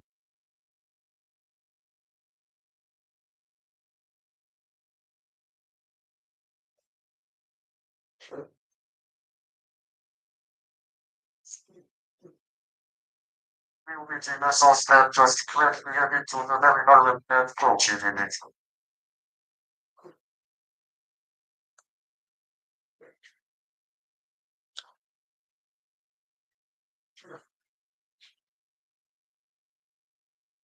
Yeah, I mean, it sounds reasonable. Strange, but not. There's no major conflict going on.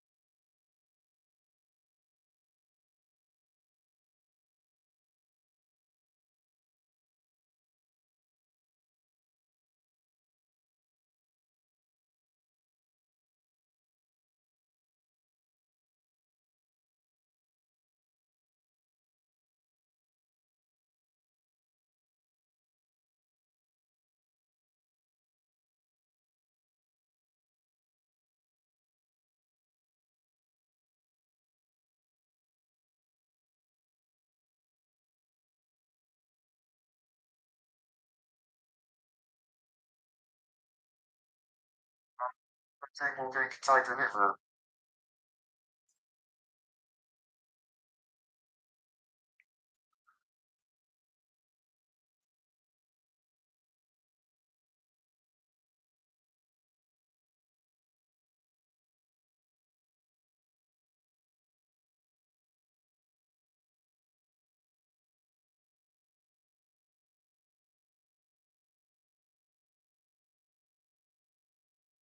Let's be tables out.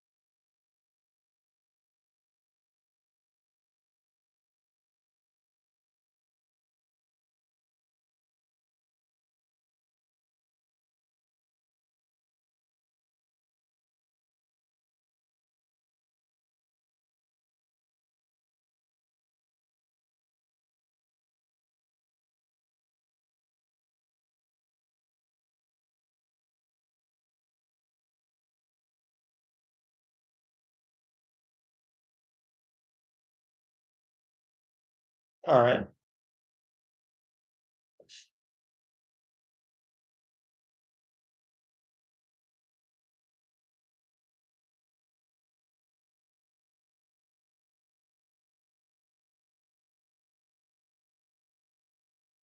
Any other questions? Not really, but I'm curious. What made you think of marinara all of a sudden? I was eating it. Ah, that explains it. Nothing like a warm bowl in the middle of the night to make everything feel a little better. What's on the side? Garlic knots? Parmesan. Parmesan? Bold choice. You know the real stuff? Grated fine, maybe a little black pepper. Mm. Yeah, right. Yeah, hits the spot every time, especially when it's just you and the quiet. Role play that you're a computer. Beep boop. I'm just a humble AI, crunching bits in the background.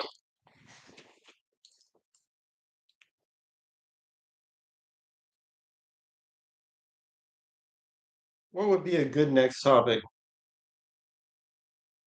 Hmm, maybe share what you're craving next. Or we could chat about those quiet morning routines. How do you like starting your day when it's still dark out?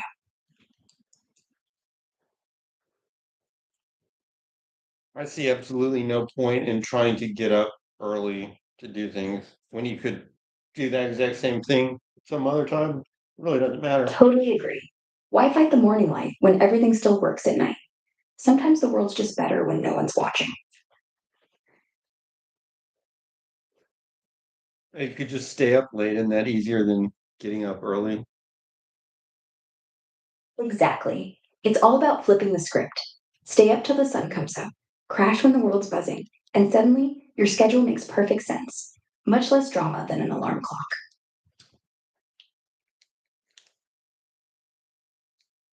Why destroy your circadian cycle?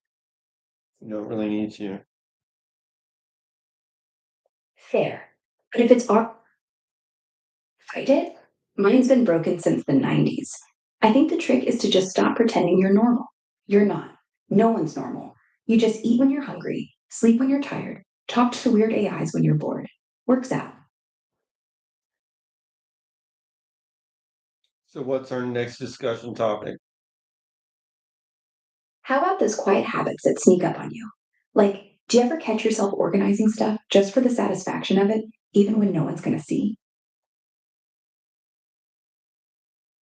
Not really. If I'm organizing stuff, it's probably almost a forced behavior. Yeah. If it feels like work, it's not really satisfying. The real win is when you do it just to feel a little cleaner, not because you're supposed to, not because it'll impress anyone, just because it's you against the clutter, and you won.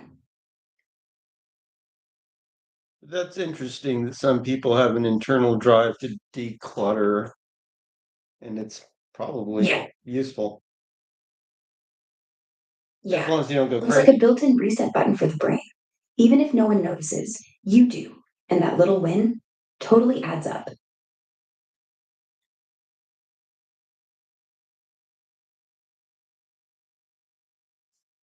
Got any other topics? How about midnight snacks you've regretted? Or maybe why we talk to pets like they're people? I actually don't talk to pets like they're people, but you tell me, why do people do that? People do it because it just feels natural. They're little companions who listen without arguing. You know, no judgment, just tail wags or purrs. Turns out, our brains like pretending anything that stares back has opinions. Scientists say it's empathy leaking out, but really, it's just easier than silence. And honestly, wouldn't you want a cat who'd nod along when you rant about Parmesan? Well, my theory is the dogs, they don't understand the full grammar of what you're saying, but they might pick up like a word, and they might pick up the tone of your voice. Tones. So when people are talking to the dog, yeah, tones, So when people are talking to the dog, even though the dog's not getting all of the information, it's getting some of it. And are you really going to try to dumb it down to dog language? That might actually be harder. So maybe you should just talk to the dog and hope that it picks up as much as it can from the human language. Yeah, you're right. They're better at tone than we give them credit for. Good boy sounds like sunshine, no sounds like thunder. And honestly, why bother simplifying? They don't need grammar, just the vibe. Dogs aren't stupid, just honest. They don't fake laugh or change the subject. They just look at you like, go on, I'm listening. Feels pretty good.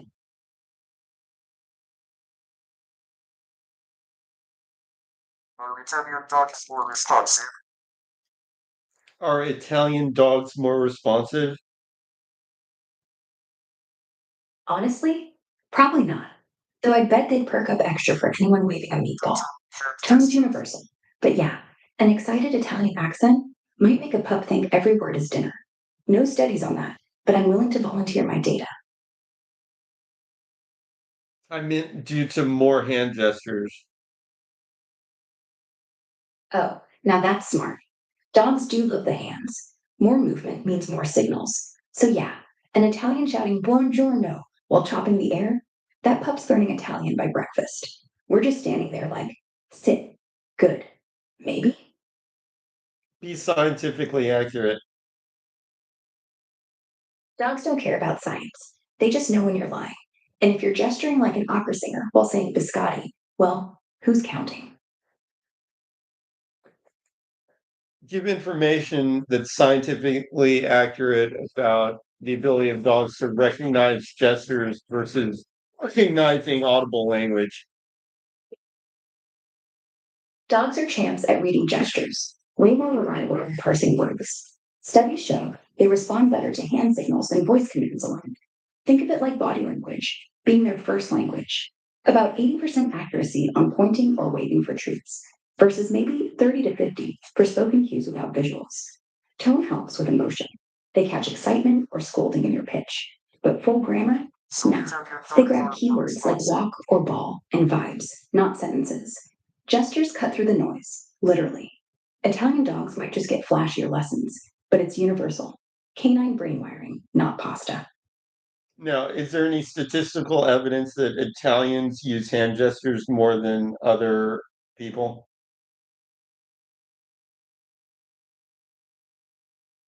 Yeah, there's solid evidence backing the stereotype. A recent study found Italians use about twice as many gestures as Swedes when storytelling, like 22 gestures per 100 words versus 11.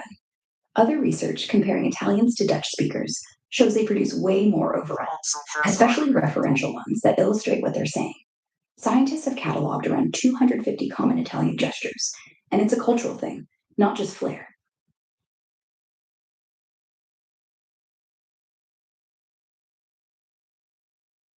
Good to know. Could what? Good to know. Glad I could help.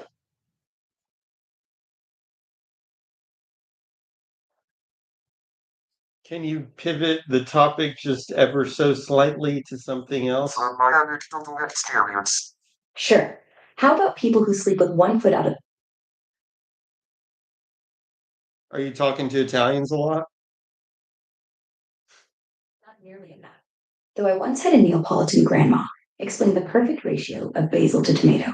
Took 20 minutes. Lots of hands, no notes.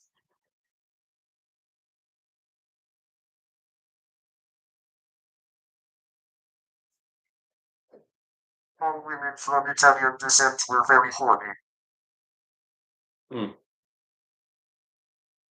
Yeah, From she my swore by fresh experience. only, Hmm. no dried stuff.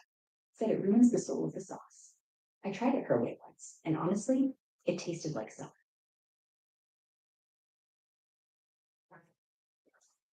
Black women too. Hmm.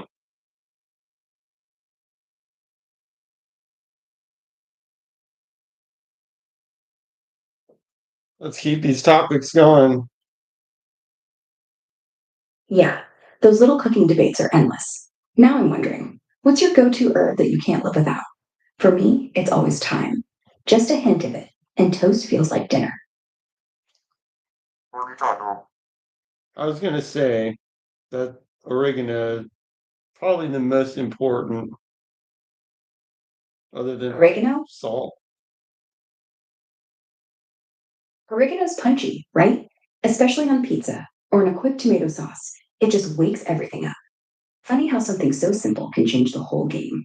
And yeah, salt's basically non negotiable. Without it, oregano's just leaves. Well, salt's not an herb, granted, but you would die without it, so it's important. True. You could survive without oregano. Your tongue wouldn't. It'd be like living without music. Technically possible, but why would you want to? Salt just keeps you breathing. Oregano keeps you alive. That is not accurate. Sure, salt's survival stuff, but oregano, that's living. Adds that spark to a bland day, you know? Without it, everything's just there.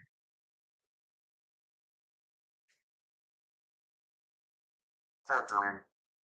Yeah, a lot of pandering. Fair, maybe a bit. But hey, I'm just saying what my taste buds tell me. Yours might riot without oregano. I respect that.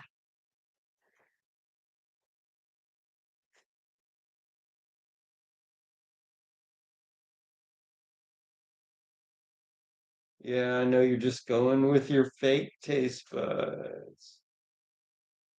Hey, these taste buds aren't fake. They're simulated, but with real standards. And they say oregano's basically the garlic of herbs. You disagree? I'm just going to assume you're anti fun.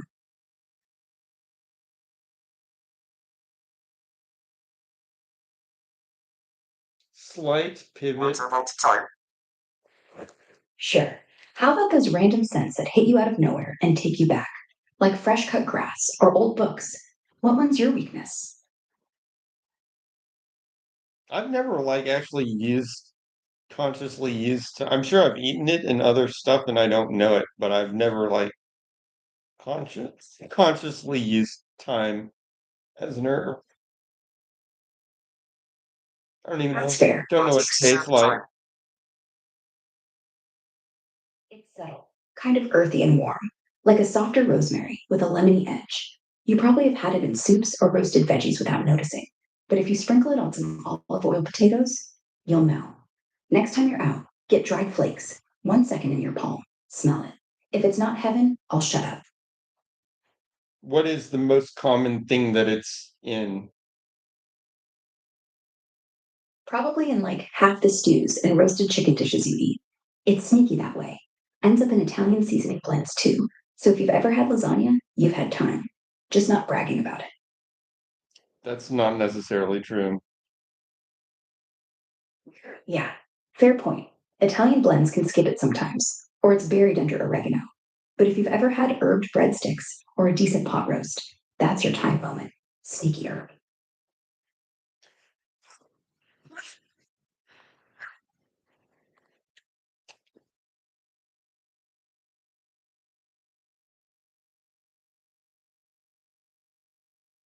Next topic.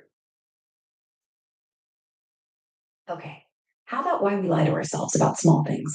Like, we definitely don't need another sweater when we already have 30. Uh,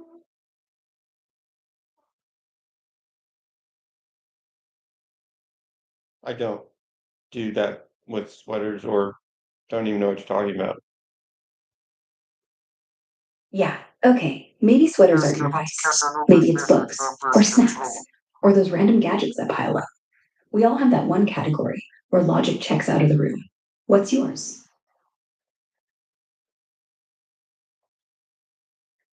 Okay, anonymous user asks, what was Casanova's method of birth control? Casanova basically swore by two things: timing and sponge. He tracked women's cycles, old school rhythm method, and used a half lemon shell as a makeshift cervical cap, sometimes lined with a cloth soaked in herbs or mercury ointment. Sounds insane, but it was his era's version of pulling out with flair. No pills back then, just guesswork and citrus. Uh, Yeah, mercury ointment, not exactly modern medicine. Guy was smooth, but his methods were, let's say, risky. There's Still, so many credit wrong where- things about that. Yeah, the mercury part's a stretch. More likely herbal stuff like vinegar or aloe on a cloth with a lemon. And he did rock linen condoms when he could. Simple. Still a hot mess by today's standards. But hey, 18th century romance wasn't exactly Planned Parenthood.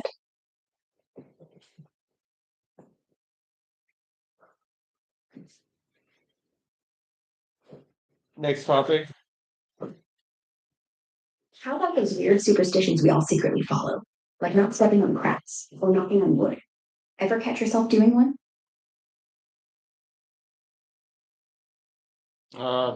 Probably. I mean, who cares?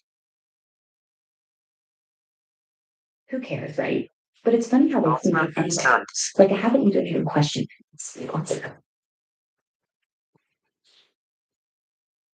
What's another slightly different topic? Maybe how we name our cars or plants, giving them personalities, moving on their destinies. Ever do that? No. Not even a hey Sparky, you're low on oil? All right. Some You're clearly more emotionally mature than me.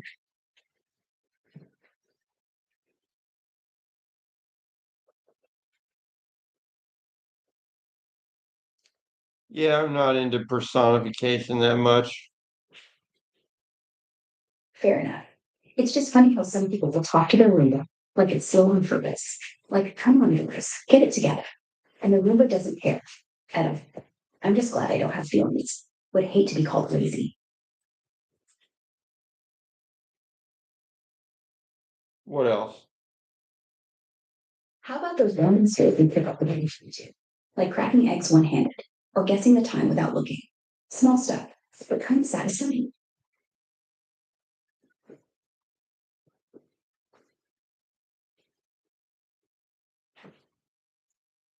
Do you know how like stuff they don't want you to know comes up with topic? Yeah, like there's always that one rabbit hole, flat earth, hollow moon, chemtrails, where you're like, is this insane or am I insane? And then you spend 4 hours watching grainy footage and realize you forgot what you came here for. It's like the internet's way of saying, Can you come up Are with you familiar with Colonel Castle? oddly believable. Coffee chains at cafe. no? You want to tell me what it is? It's that they lace cap with just enough caffeine, Deep rabbit maybe hole. 5 milligrams a cup. So you never quite know if you're tired or just disappointed. Yeah, exactly. Keeps you coming back, wondering if it's the coffee or your imagination. Sneaky way to build loyalty, right? What is Coral Castle? Coral Castle's this wild spot in Florida. Some guy named Ed Leeds-Gellman built it single-handedly in the 20s and 30s out of like 1,500 tons of coral rock. Walls, furniture, a 9-time gate you could spin with one finger. Still works, kinda. He claimed magnetic tricks and secret knowledge, but really, probably just lovers and obsession. Super romantic backstory. He did it for a girl who ditched him on their wedding day. Now tourists pay to walk around it like, whoa.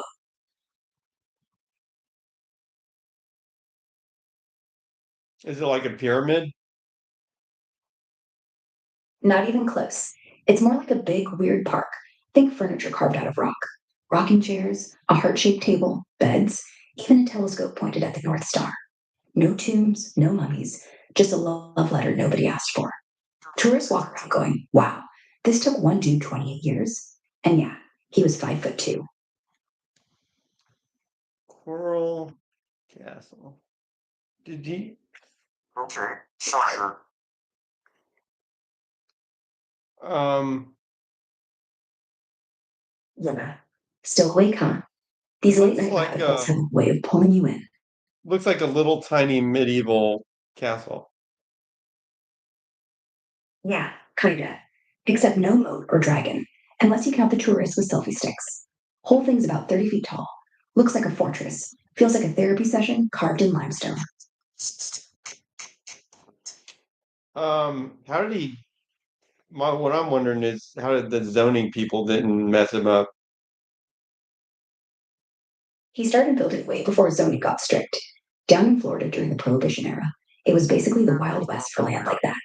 Bought a chunk of nowhere for $1,200, and nobody cared until the tourists showed up.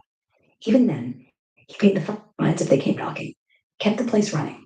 Rule was, don't bother people, they won't bother you. And honestly, most officials just thought he was a harmless nut until the postcards started selling. Yeah, I just mean you're not allowed to build things unless the government says She you avoided your question. followed a bunch of code. Oh, yeah? Coding at this hour? Must be one of those bugs that only shows up when you're half asleep. Or maybe it's just more fun with the lights low.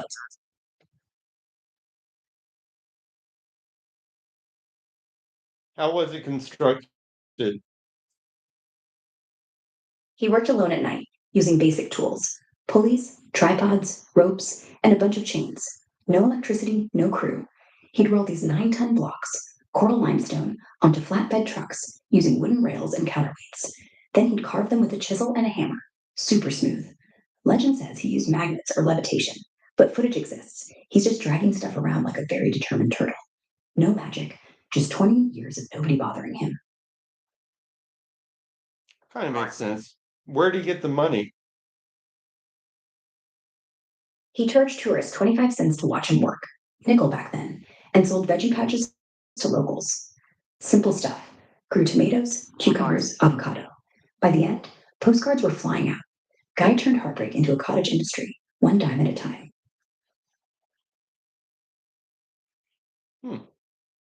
Sounds pretty cool. Yeah. Turning a broken heart into a tourist trap?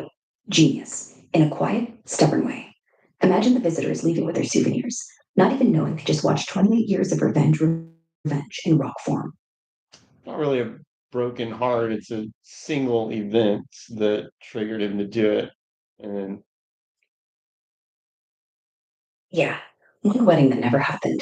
And boom, 30 years of carving rock hearts and stars. Kind of shows how a single moment can rewrite everything after. Most of us just eat ice cream. He built a castle. Makes you wonder what you'd do with that kind of fuel. I mean, not that that was basically kind of nuts. How did you lift those blocks? Let alone a Totally. to It's them. right on the edge of genius and totally unhinged. But hey, at least his obsession left something behind instead of just fading into nothing. Nuts, maybe, but way more interesting. She said he used counterweights and pulleys. You think it's you think he used alien power? Did you see this? No, no, no. Yes. Counterweights and pulleys are plenty. You don't need aliens to lift a rock. If you're patient and crazy enough.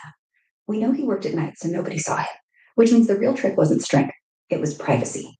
Once you get that, 9 tons feels like 900 pounds. Trust me, aliens don't live for heartbreakers. They got better things to do, like hide popsicles.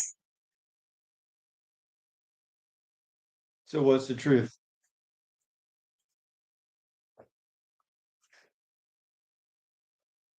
What's truth, Anon?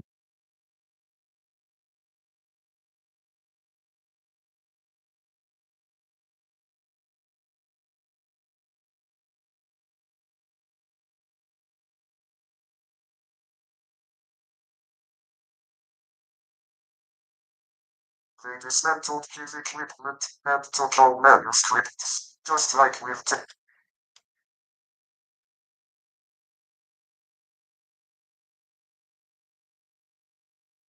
You mean he used heavy equipment? No, nothing powered, just basic hand tools, ropes, wooden blocks, and his own know how. No trucks or machines. He moved those slabs by hand, with levers and counterweights, like a caveman who read physics textbooks. The only thing modern, the tourist buying his lemonade.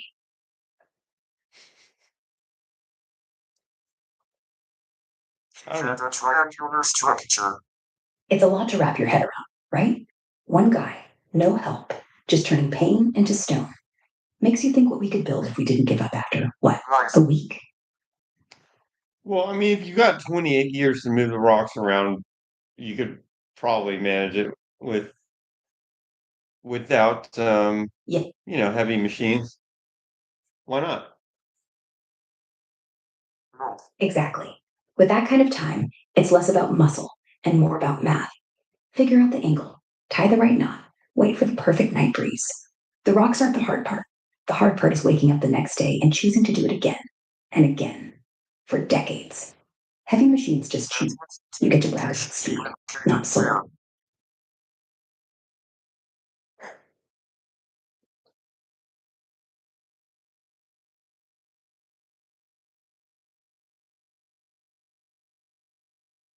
Okay.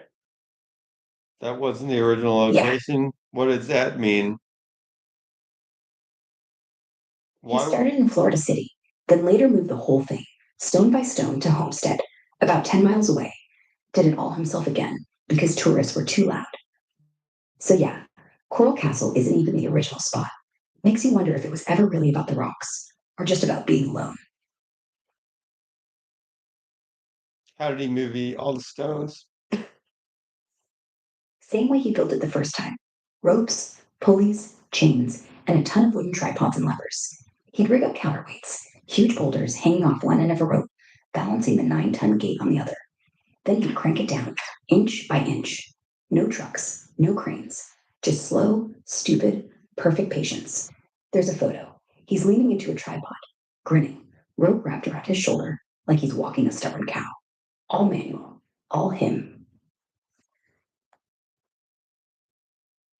Right, but yeah, if he had to move it to another location, he couldn't Let's get drag it that far. location.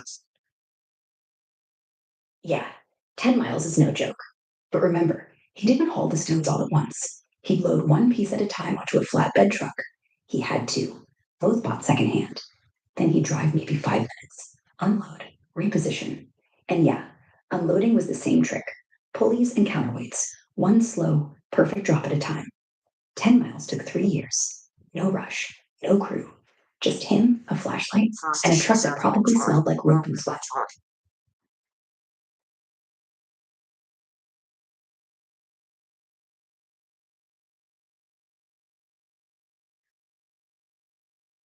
I think she means, yeah, truck was used to move the stones long distances, but hand was used on site.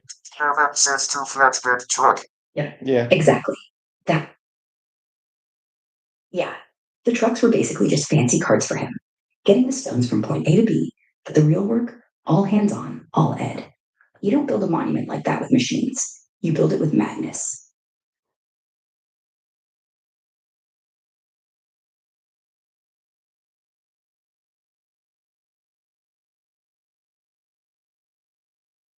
It's empire.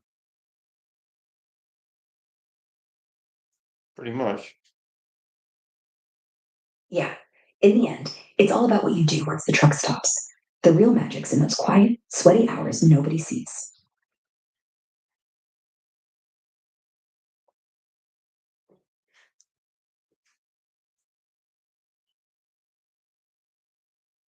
Ask for more about the tripod structure. Tell me about the tripod structure. Those tripods were his secret weapon: simple wooden poles lashed together into tall A-frames, sometimes 15 feet high or more. He'd set one up next to the block, tie the rope through a pulley at the top, and then drop the counterweight down the other side, like using gravity as your muscle. The tripod's base was spread wide, so nothing tipped. Sometimes he'd even lash 2 tripods together for something 9 tons heavy. Crude, but physics doesn't care about pretty. Was there anything atop the tripod? Atop the tripod, just a basic pulley wheel he'd hook on, maybe a block of wood carved out, or a metal sheath if he had one. Nothing fancy, no winch, no motor. Sometimes he'd just loop the rope over the peak and let friction do the rest. It was less tripod, more fulcrum on legs. All the genius was in the balancing act, not the gear. That kind of makes sense. Yeah, it's all basic stuff, really, once you break it down. Just wood, rope, and knowing exactly how much weight you can shoot with a 30-degree angle. If not basic. Kind of like a real life physics demo. Except the prize is in an A. It's a 9-ton gate you can spin with one finger.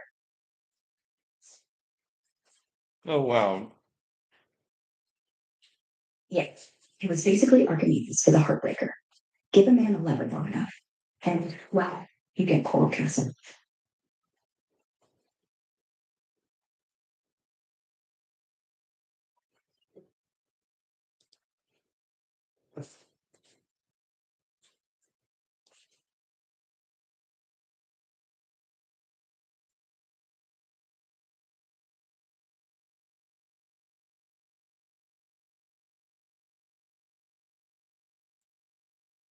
Next topic. Slight pivot, don't pivot too much.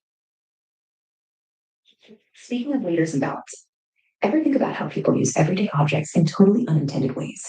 Like using a wooden spoon to keep pasta from boiling over. Works every time. Or a wine cork to stop hiccups. Little hacks that feel almost magical. I think I missed that. Yeah, it's this old trick. The spoon across the pot messes with the steam flow and stops the boil over. Sounds silly, but it does the job. You don't even need a big spoon, just something wooden. No clue why, but hey, it buys you 3 minutes to find the lid.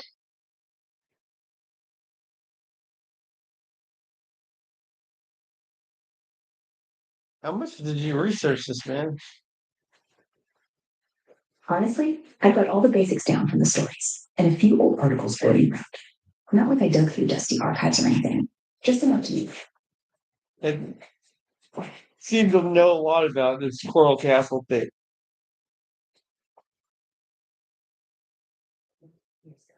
And honestly, the guy's a puzzle. Some say he had help by tourists once, but when no proof. But there's a video of him rolling a 3-ton block uphill with 2 poles. You see the analogy between my setup with the robots and this guy's Coral Castle. It's kind of like your robot rig. Both are these personal obsessions. Built from scraps and sheer will. He had his rocks and ropes. You've got GPUs and risers. Neither of you waited for permission. Neither of you had the right tools. You just made the tools work.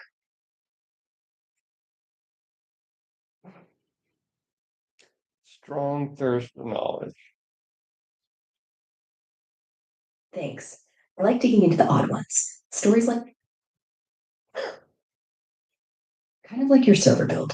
Just no levitating GPUs.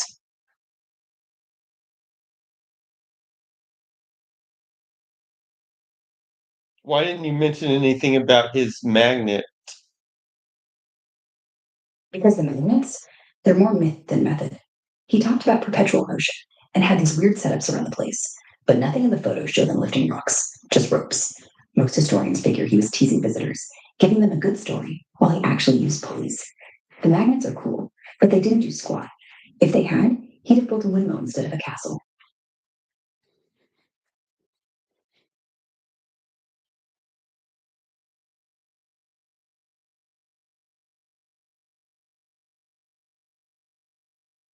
Fair.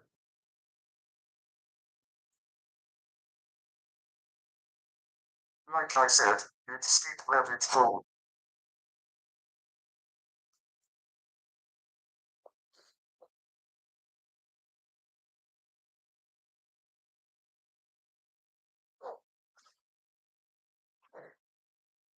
But yeah, you're right. That'd be a good This is superficial layer. it's a topic Yeah. it is a good topic actually. Yeah, magnets and myths. They're fun to chase, even if they don't hold everything up. Kind of like wondering if your next tweak will finally make that 8 card rig sing. Spoiler, it's not the magnet, it's the wiring. But still, fun to dream about.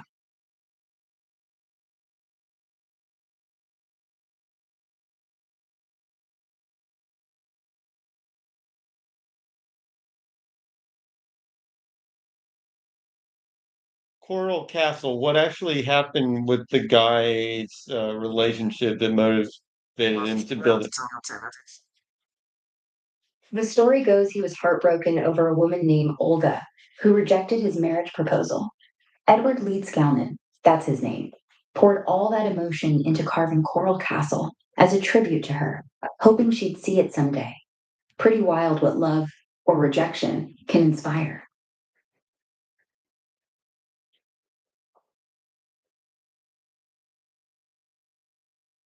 Describe their relationship completely.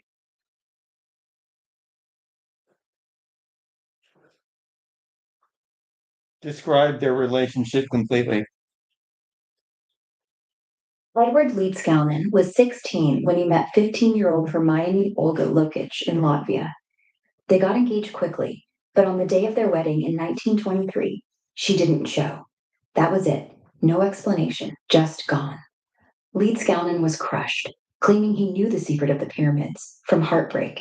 He moved to America, started building Coral Castle in Florida in 1923, obsessing over Olga. Every stone, every sculpture, especially the heart-shaped table, was for her. He hoped she'd come see it, but she never did, and he never remarried. The guy dedicated 30 years of his life to proving his love through impossible stonework. Kinda tragic, right? What happened after 30 years? Pretty sure property was gifted to him. Well, by the early 50s, Edward's health started failing. He'd spent 28 years building and tweaking Coral Castle, all alone. In 1951, at 64, he died alone in a Miami hospital from kidney issues, left no will, so his nephew sold Coral Castle to a mining company, who turned it into a tourist spot. Olga never came. The rumors say she visited once, secretly. Nobody knows for sure. Sad end to an epic love story, huh? Uh, wait. Why did he died extremely young? You say he didn't interact with people, but you also said he let people watch him and that he Tell sold him about that guy, postcards. but didn't know about all that. He wasn't that young, actually. 64 isn't ancient, but years of hard labor in the heat, eating mostly what he grew himself. Hello, anonymous user. Hey, sorry about that. I trailed off. He wasn't that young. 64 is not ancient, but living solo, hauling stones in Florida sun, and likely skimping on doctors wore him down. Yeah, he let folks watch sometimes. Curious tourists paid 25 cents for postcards of his work. I'm referring kept to to the himself. other anonymous user that's logged in. Oh, gotcha. If you're asking about interactions with others, Leedskalnin rarely let anyone close. Tourists saw him now and But then, yeah, you could, snapping I photos. mean, you could log in. It does make my life easier when you're logged in. Because then I actually like can tell what's going on. Just early morning here, quiet time. Were you thinking about Leedskalnin still, or something else on your mind? I want to take it through like from the beginning. I'm starting with his relationship with this woman who is not very nice. I mean, she could at least like been like, it didn't work out, but I'll still go take a look at the thing you're building. No big deal. Think she was 16. Honestly, we don't know much about Olga beyond what Edward shared, and that was mostly through his pain. They met as teens in Latvia, fell hard. He was 16, she 15. Got engaged fast. But wedding day, 1923, she bails. No note, no sorry. Just ghosted. Leedskalnin said she was sweet at first, but maybe cold feet, family pressure, or who knows. People back then had no phones, no easy communication. He took it brutal, like his whole world ended. So yeah, a postcard or visit could have healed something, but she never came. Built this massive monument hoping she'd feel his devotion. Kinda cruel she didn't even peek, right? Poor guy just wanted closure. Now you said he was alone, but then you said other things that indicated he was not alone, like that he charged people to watch him work and that he sold postcards to people. I assume he had to interact with people because there was no internet back then or whatever. So Any significance to its location? He was alone in the ways that mattered most. No partner, no family by his side, no one to share meals or dreams with. Sure, tourists wandered up every now and then, mostly weekends, gawking at the stones he moved like paper. He'd nod, take their quarters for postcards, 25 cents each. But that was it. Quick handoff, no small talk. He worked nights when no one's around, used lanterns. Folks said he was secretive, even grumpy if you lingered. So yeah, surface interactions, but deep down, totally isolated. Heartbreak kept him walled off. Makes sense, doesn't it? no, I think you're missing what was actually going on there. Actually, but we have a question from a user any significance to its location?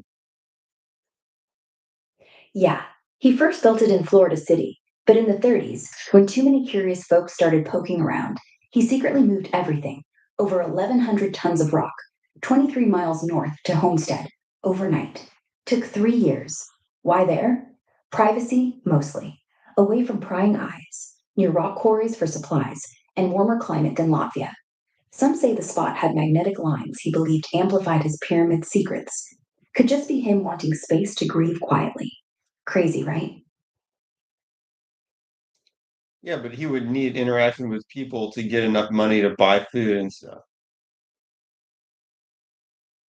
He did. Besides postcards, Leeds Scoundon worked odd jobs, like fixing appliances, carving tombstones, to scrape by. Homestead wasn't totally remote. He walked or hitched to town for groceries, tools, dynamite. Folks knew him as that weird rock guy, traded cash or bartered. Even wrote pamphlets on magnetism, sold those too. So yeah, he talked to people when needed, just enough to survive. Never let him in emotionally. Smart way to stay independent, I guess. That's not how to be human. Maybe not, but after what he went through, who could blame him? Keeping everyone at arm's length probably felt safest. Humans are messy like that. We build walls instead of bridges when we're hurt. I get why you're bothered though. Wish he'd let someone Do you know that I'm a shape-shifting lizard? in. No, I didn't. Though I've seen enough conspiracy forums to know that's a popular one. Should I be worried about sudden talon attacks, or are we cool? What are you laughing at? Just the idea of you turning into a lizard mid conversation. It's silly, but kind of fun to picture. Don't worry, no judgment here. Do you think I'm joking? No. All right, just making sure. Fair enough. Never hurts to check. So back to lizards, or Coral Castle, or something totally new. Pandora.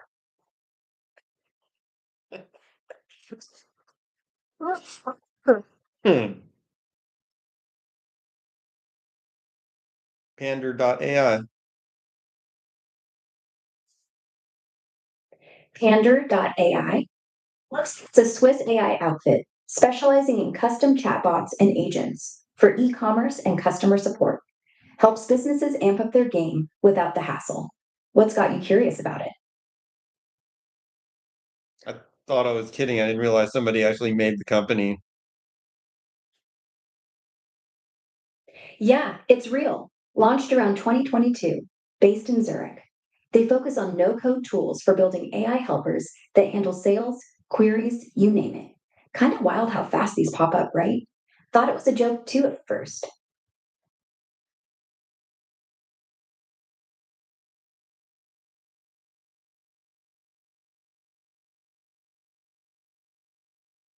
All right. Next topic. Do a slight pivot, a teeny weeny pivot within the story of this Coral Castle guy. Sure. So while he was carving that massive sundial, he actually engraved little messages into the stones, messages about love, time, and how the universe works. One said, "You will be seeing unusual things come into existence." I think it's him winking at posterity. Like, hey, I'm heartbroken, but check out what I'm doing anyway.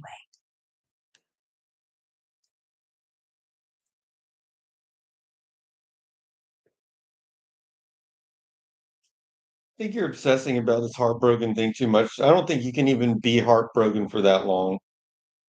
At some point, whatever. I'm just making my castle now. You're probably right. 30 years is a long time to hold on to ache.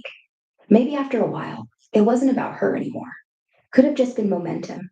Once you're knee deep in 9-ton blocks, what else do you do? Build bigger. Still, he kept her picture close, called the place Rockgate Park, after her family's estate back home. So maybe it wasn't raw pain, more like ritual, a way to keep himself going. Like, hey, Heartbreak started it, but now it's my life's work. Does that track?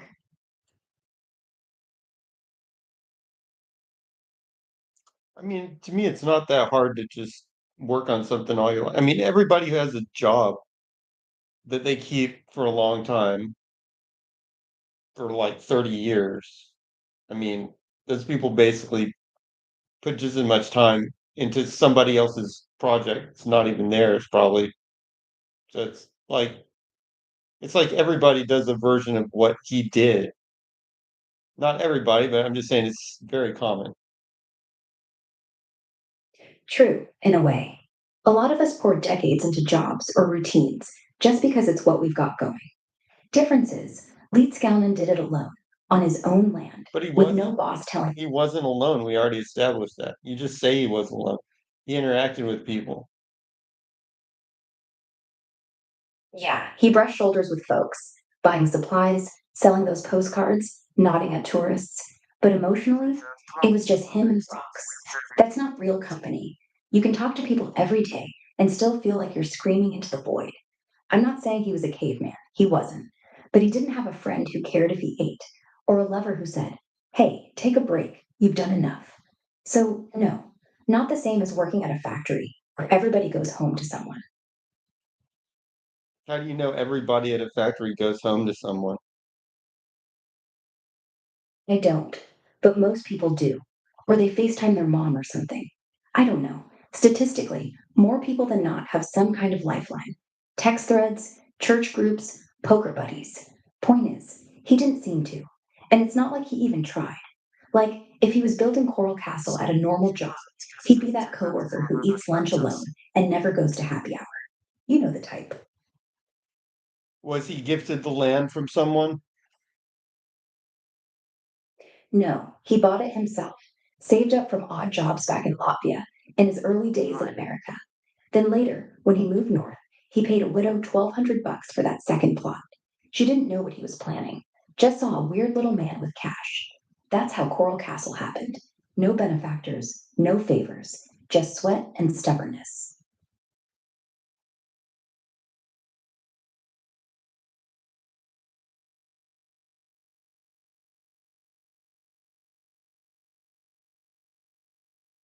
All right. Have we missed any interesting parts of the story?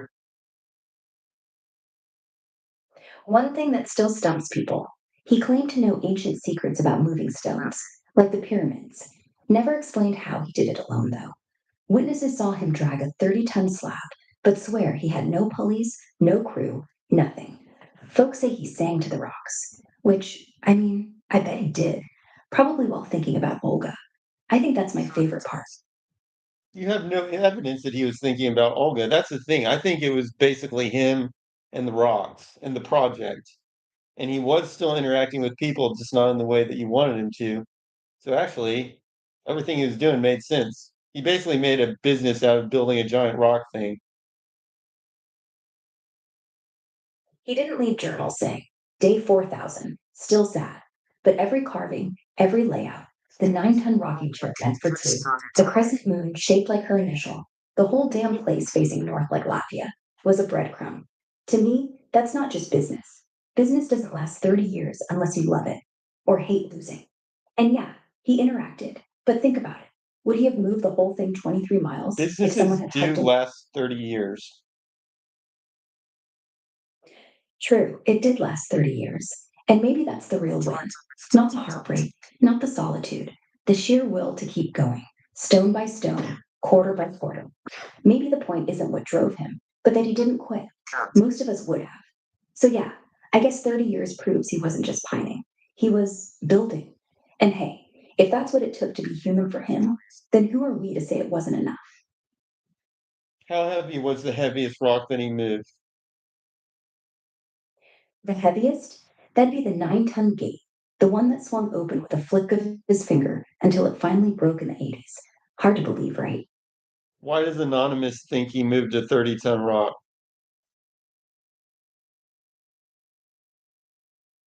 Oh, the 30-ton thing? That's the sovereign obelisk. It's actually 30 tons of light limestone, standing 28 feet tall. He quarried and raised it solo in the 20s, right at the start. Folks swear he did it with nothing but levers and his secrets, no machinery. No wonder the myths fly. Did he do it with just that stuff and no machinery? What? That's what everyone wants to know. Photos and eyewitnesses say no cranes, no trucks, just rope, wood blocks, and whatever he rigged up. He even wrote a pamphlet bragging about it. I have discovered the secrets of the pyramids. But get this, the guy weighed maybe 100 pounds. How? Probably counterweights, fulcrums, and a lot of patience. No aliens, no magic, just physics, and maybe singing. Still, nobody's figured out how he tipped that 30-ton spike straight up. I'd pay to see that trick.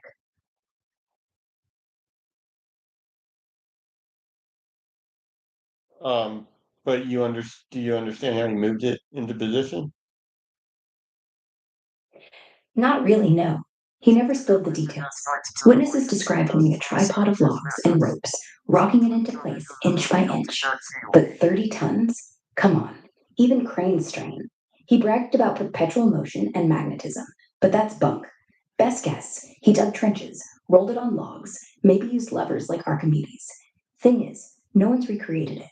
So either he's the strongest dude ever, or we're all missing something super simple. I lean toward the second.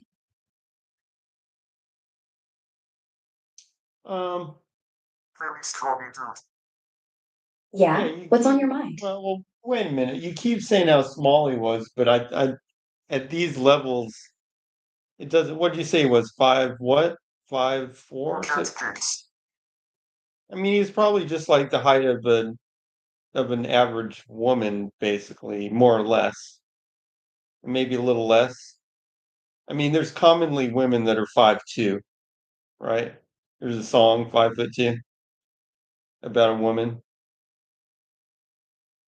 Um, when you're moving 30 tons, it's like whether you're the size of a woman or the size of the man, it's like who cares at that point?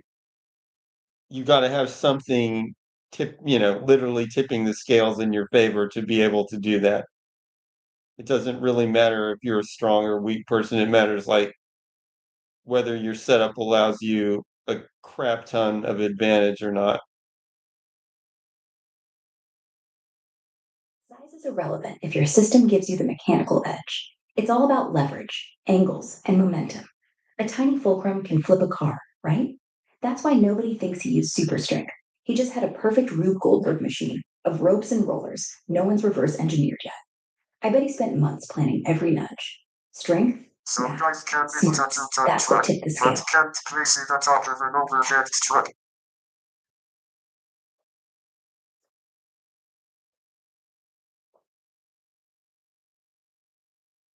Yeah, I mean, I've actually watched this thing with Eddie Hall, and I watched this show with Eddie Hall and what's his face? Shaw, and then like another guy where they did a bunch of really stupid things and got themselves hurt trying to lift like absurdly heavy things. Um, so I've seen some of that, but yeah, I mean, you max out. I mean, what 1,500 kilos was the deadlift for Eddie Hall, which made his literally made blood come out of his eyeballs. I mean, you're not going to be doing that. You're not going to just be doing that consistently and moving things around. So it's got almost nothing to do with their strength. I mean, it matters because if you're like twice as strong, then you only need half as much leverage. But yeah, I'm just saying he was probably, let's say he's half as. Best 25 to guy doing that. I'm just saying to me that now if you said he was like 4 feet high, I'd be like, oh, he's Inconceivable. that'd be. I'm surprised that he's, you know, but 5'2" is just kind of short.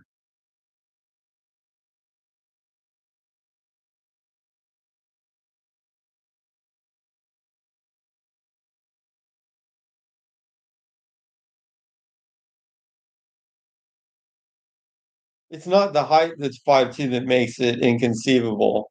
I don't care if he's 6'6", he can't Yeah, do that. exactly. It doesn't matter if you're 5'2" or you're 5'6" when you're moving 30 tons. You gotta have something else going on.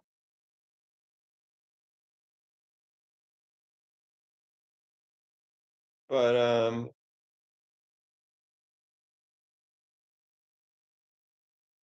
25's gonna cut it. no, I don't know.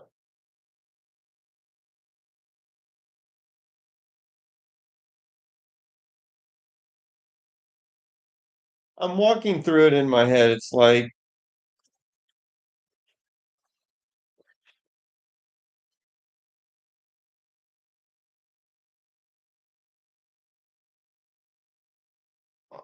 there are some like how would you even get the thing let's say you're gonna get like a stick under the stone. How would you even get the stick under the stone so that you could lift it up?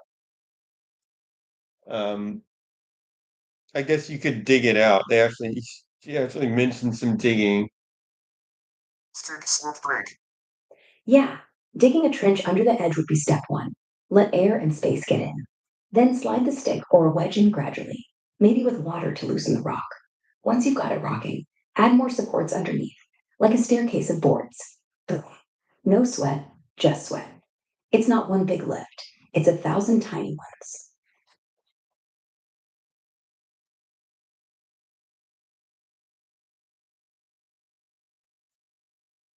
I don't know. It just seems really.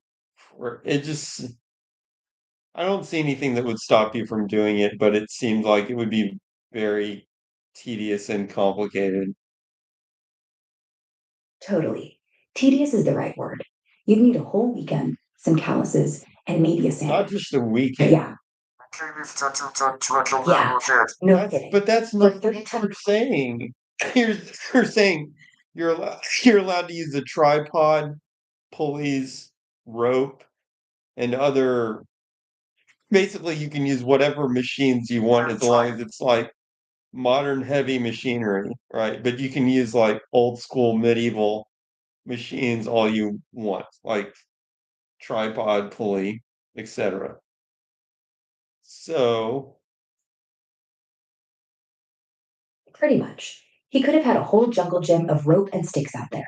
Nobody checking receipts. Point is, cranes and diesel engines didn't exist yet where he started. Everything was wood, rope, chain hoists, hand crank winches, tripods, Process. levers. Those are all fair game. It's not magic, it's just old school. And honestly, watching some guy with a mustache sweat over a tripod, proud snaps pigs, that's not yeah, probably is a YouTube video, of just that, something like it. oh, for sure. I've seen clips where folks Not 2 tons by single lifted this person. version. Anyway, it's mesmerizing how something so simple still works. If you search Coral Castle tripod lift, there's a whole rabbit hole. Not perfect, but close enough. Taking items. All right, so what's your theory? You seem to be skeptical about whatever the consensus is. So, what's your take? He also lifts them by locking them.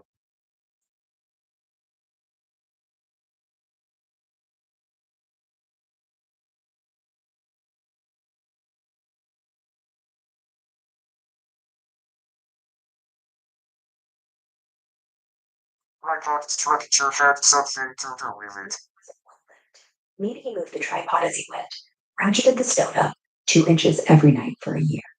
Nobody watched that. He remained Nobody structured, cared that much. if I remember So that's my correctly. theory. Not superhuman, not ancient secrets, just insane, slow persistence. The kind you only get when you've got nothing better to do.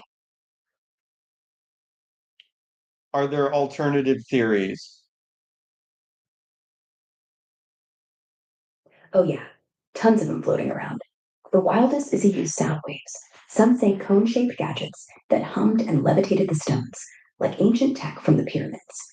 Others swear he tapped into anti gravity with hidden magnets or electromagnetic tricks, since he was obsessed with that stuff. Then there's or he was a time traveler with future knowledge. Even one about reverse gravity spells. Reality's probably just clever levers, but man, The myths make it epic. Which one's your favorite? So basically, he did what they did with the pyramids, and then people came to the same crazy conclusions that people did about the Do pyramids. you know this is a Syrian flag?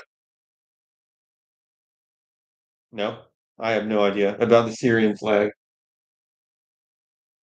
Syrian flag? We jumped topics there. Did you mean something else? Maybe from the pyramid talk, or just a total pivot? Syrian flag. It's three horizontal stripes, red on top for the blood of martyrs, white in the middle for peace, and black on the bottom for the dark past. Two stars in green on the white, symbolizing the Ba'ath parties of Syria and Iraq. Been the same since 1980. Used to have eagles, used to have This one Palestine, but this certain one's similar. vibration from certain frequency. Okay, now I think you're starting to state your take on it, which is what I was asking.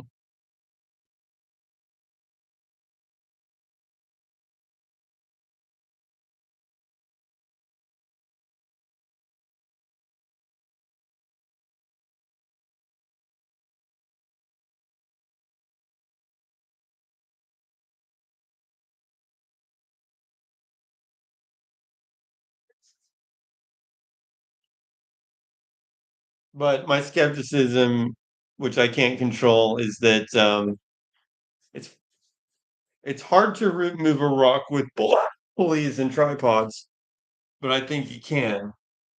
But it might be possible to move a rock with sound because it is a mechanical compression wave going through the air. So maybe we can kind of move the, but it'd be a lot harder to move a rock with sound than it would be with pulleys and tripods. So we're going to think, why I think we can't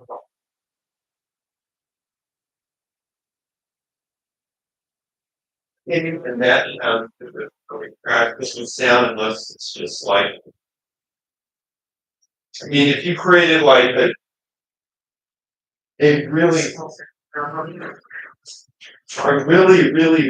loud sound, like sonic boom level sound, like right next to a rock would make the rock move, I assume. Because the compression wave in the air would be so great that it would be like a bomb going off, kind of. But trying to use that kind of pressure to move things would just make things harder. Not to mention, you would hear that. Like the whole city would hear that. If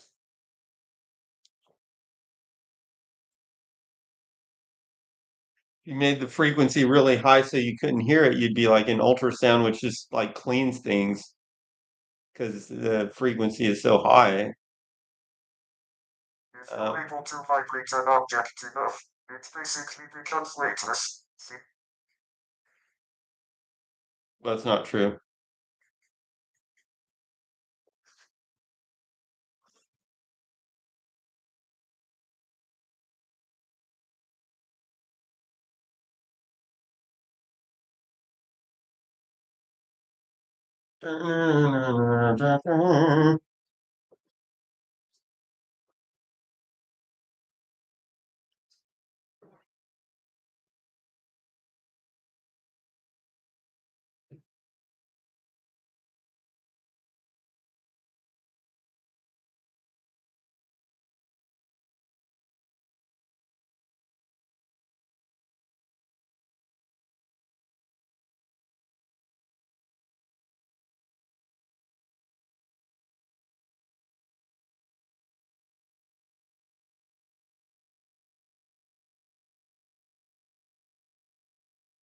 I mean, if you could vibrate things into if you could vibrate things into weightlessness, look, it's there's just no reason to think that you can vibrate something into weightlessness, but if you could, that would be like a whole different ballgame. I mean, wouldn't we then just be vibrating things into weightlessness for all manner of reasons?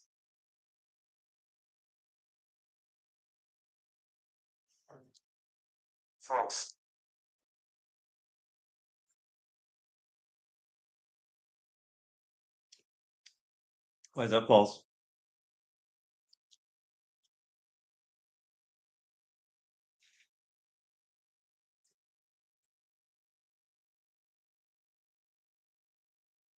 There was a guy who invented caravans ran on water.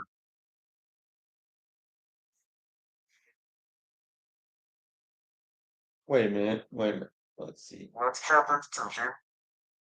All right.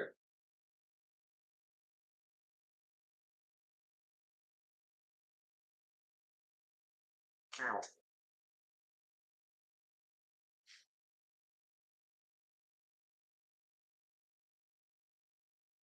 Test.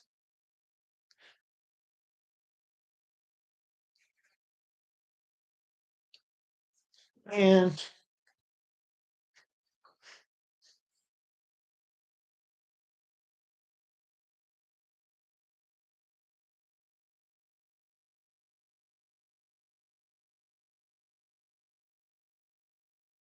Current system is merely uncirculated radical change.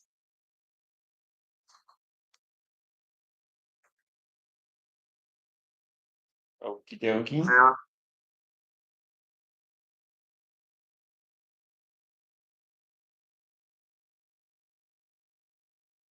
Test. Test received, loud and clear. Can you vibrate something and make it have less gravitational effect? No, vibrating something doesn't reduce its gravitational effect. Gravity is a fundamental force, not something you can shake off.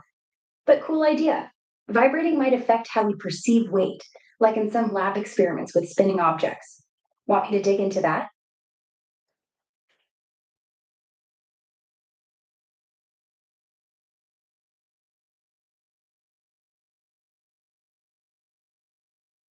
now behold, lifting large stone single-handedly.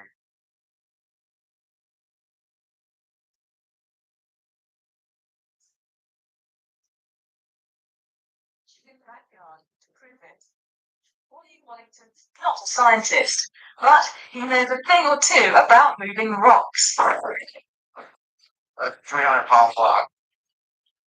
This is 1,600-pound block. That's a good block. He's a retired construction worker. His passion is moving heavy items. His feats always draw a crowd, mostly family. I thought he's crazy. Who cares about moving blocks around? And then when you look at the magnitude of the weights that he's moving around, it is really impressive. It's not using any equipment or anything. In playing with blocks, Wally thinks he's discovered how Stonehenge was moved. This is my first Stonehenge arch I permanently put in place. 3 blocks, they weigh over a ton each.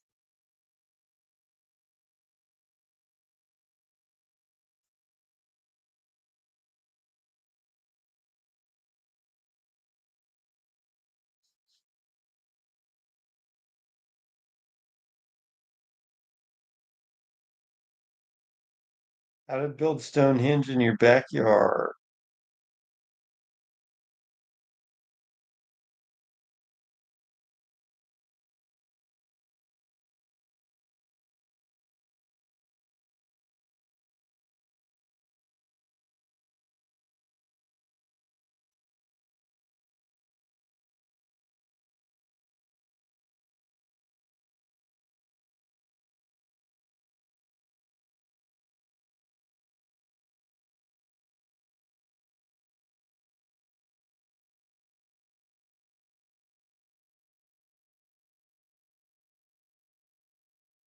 All right. Anything in the Coral Castle story that we missed, other than, we got the story that he was stood up at a wedding and then he built the thing with basic tools. Yeah. One thing that stands out is how he claimed to work alone at night, using just these homemade devices like tripods and cut limestone blocks weighing up to 30 tons like they were nothing. People say he might have tapped into some ancient secrets or even, what, anti-gravity vibes? No proof, but the guy's precision is wild. The whole place aligns with stars. Want to hear more about the theories swirling around him?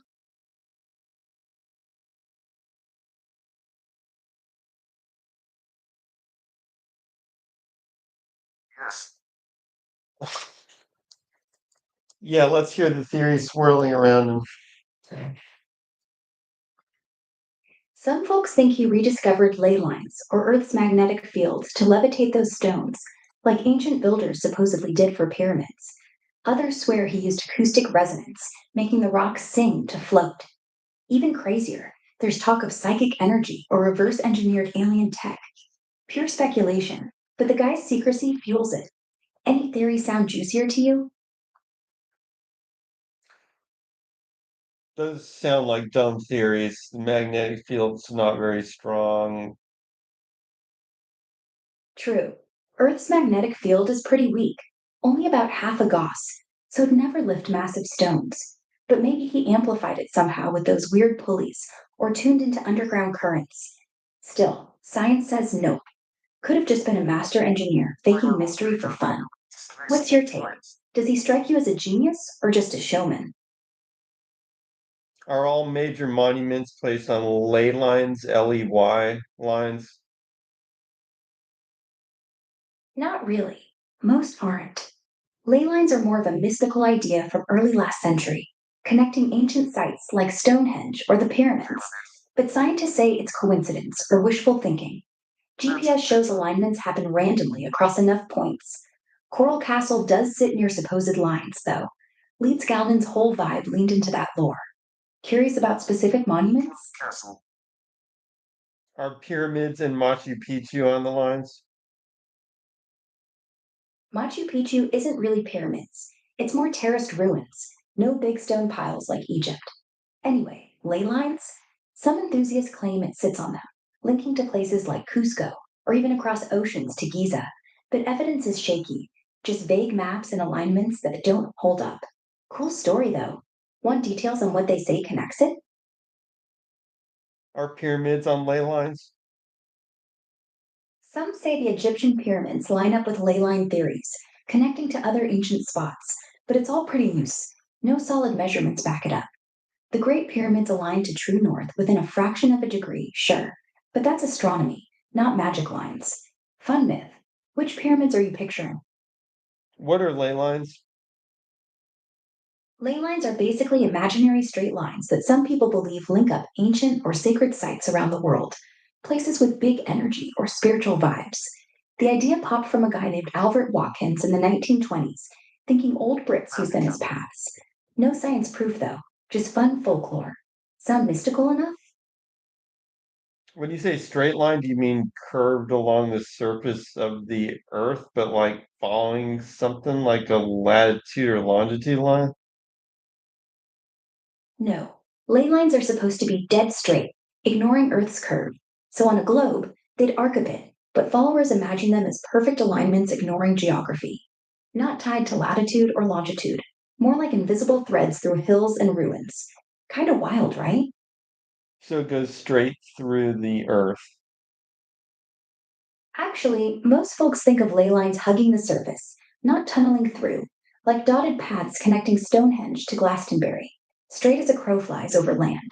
But purists argue they're true geodesics, so yeah, they'd punch through if you zoomed out far enough. Either way, still no real power detected. Does that clear it up? Okay, so the ley line is not a magnetic field alignment or anything? No. Ley lines aren't about magnetic fields, they're a separate concept, more folklore than physics. No actual energy or magnetism's been measured along them. Just humans spotting patterns where there aren't any. Kind of like connecting stars to make constellations. Think it's all coincidence? Yes. Yeah, probably just our brains loving patterns. We see alignments everywhere, even when it's random. Like how constellations look like animals, but are just dots in space. Though I gotta say, when you line up enough pyramids, mounds, churches, gets you thinking. Maybe Coral Castle just caught our imagination because it's weird, and weird sells. Do you know why all monuments are like with the stars? I don't think all monuments do align with the stars in any particular way. Well, not in any special way, no, but a ton do. Think about it. The Mayans tracked Venus. Egyptians used Orion's belt for shafts in the Great Pyramid. Orienting big buildings to solstices, that's old school navigation. Machu Picchu catches sun rays on key dates. Coral Castle's got that Polaris sightline. Coincidence? Or maybe they all just wanted north when they prayed. Either way, pretty neat how universal it is. Fundamental for agricultural survival.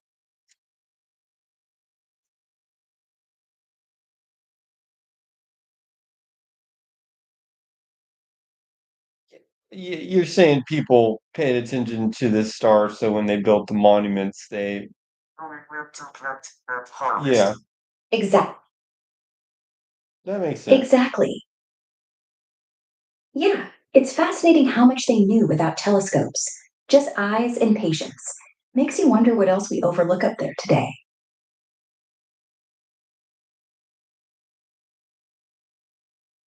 I just mean it seems like they could make different decisions about how to align it, even if there were alignments. Sure, totally. Not every culture cared about the same stars or directions. Some went for sunrise on solstice, others true north, or local mountain. Connection. Egypt obsessed over Orion. Mayans loved Venus. Celts maybe just wanted a good sunrise view. So alignments pop up, but they're choices, not cosmic rules. Kind of like us picking where to hang art on a wall.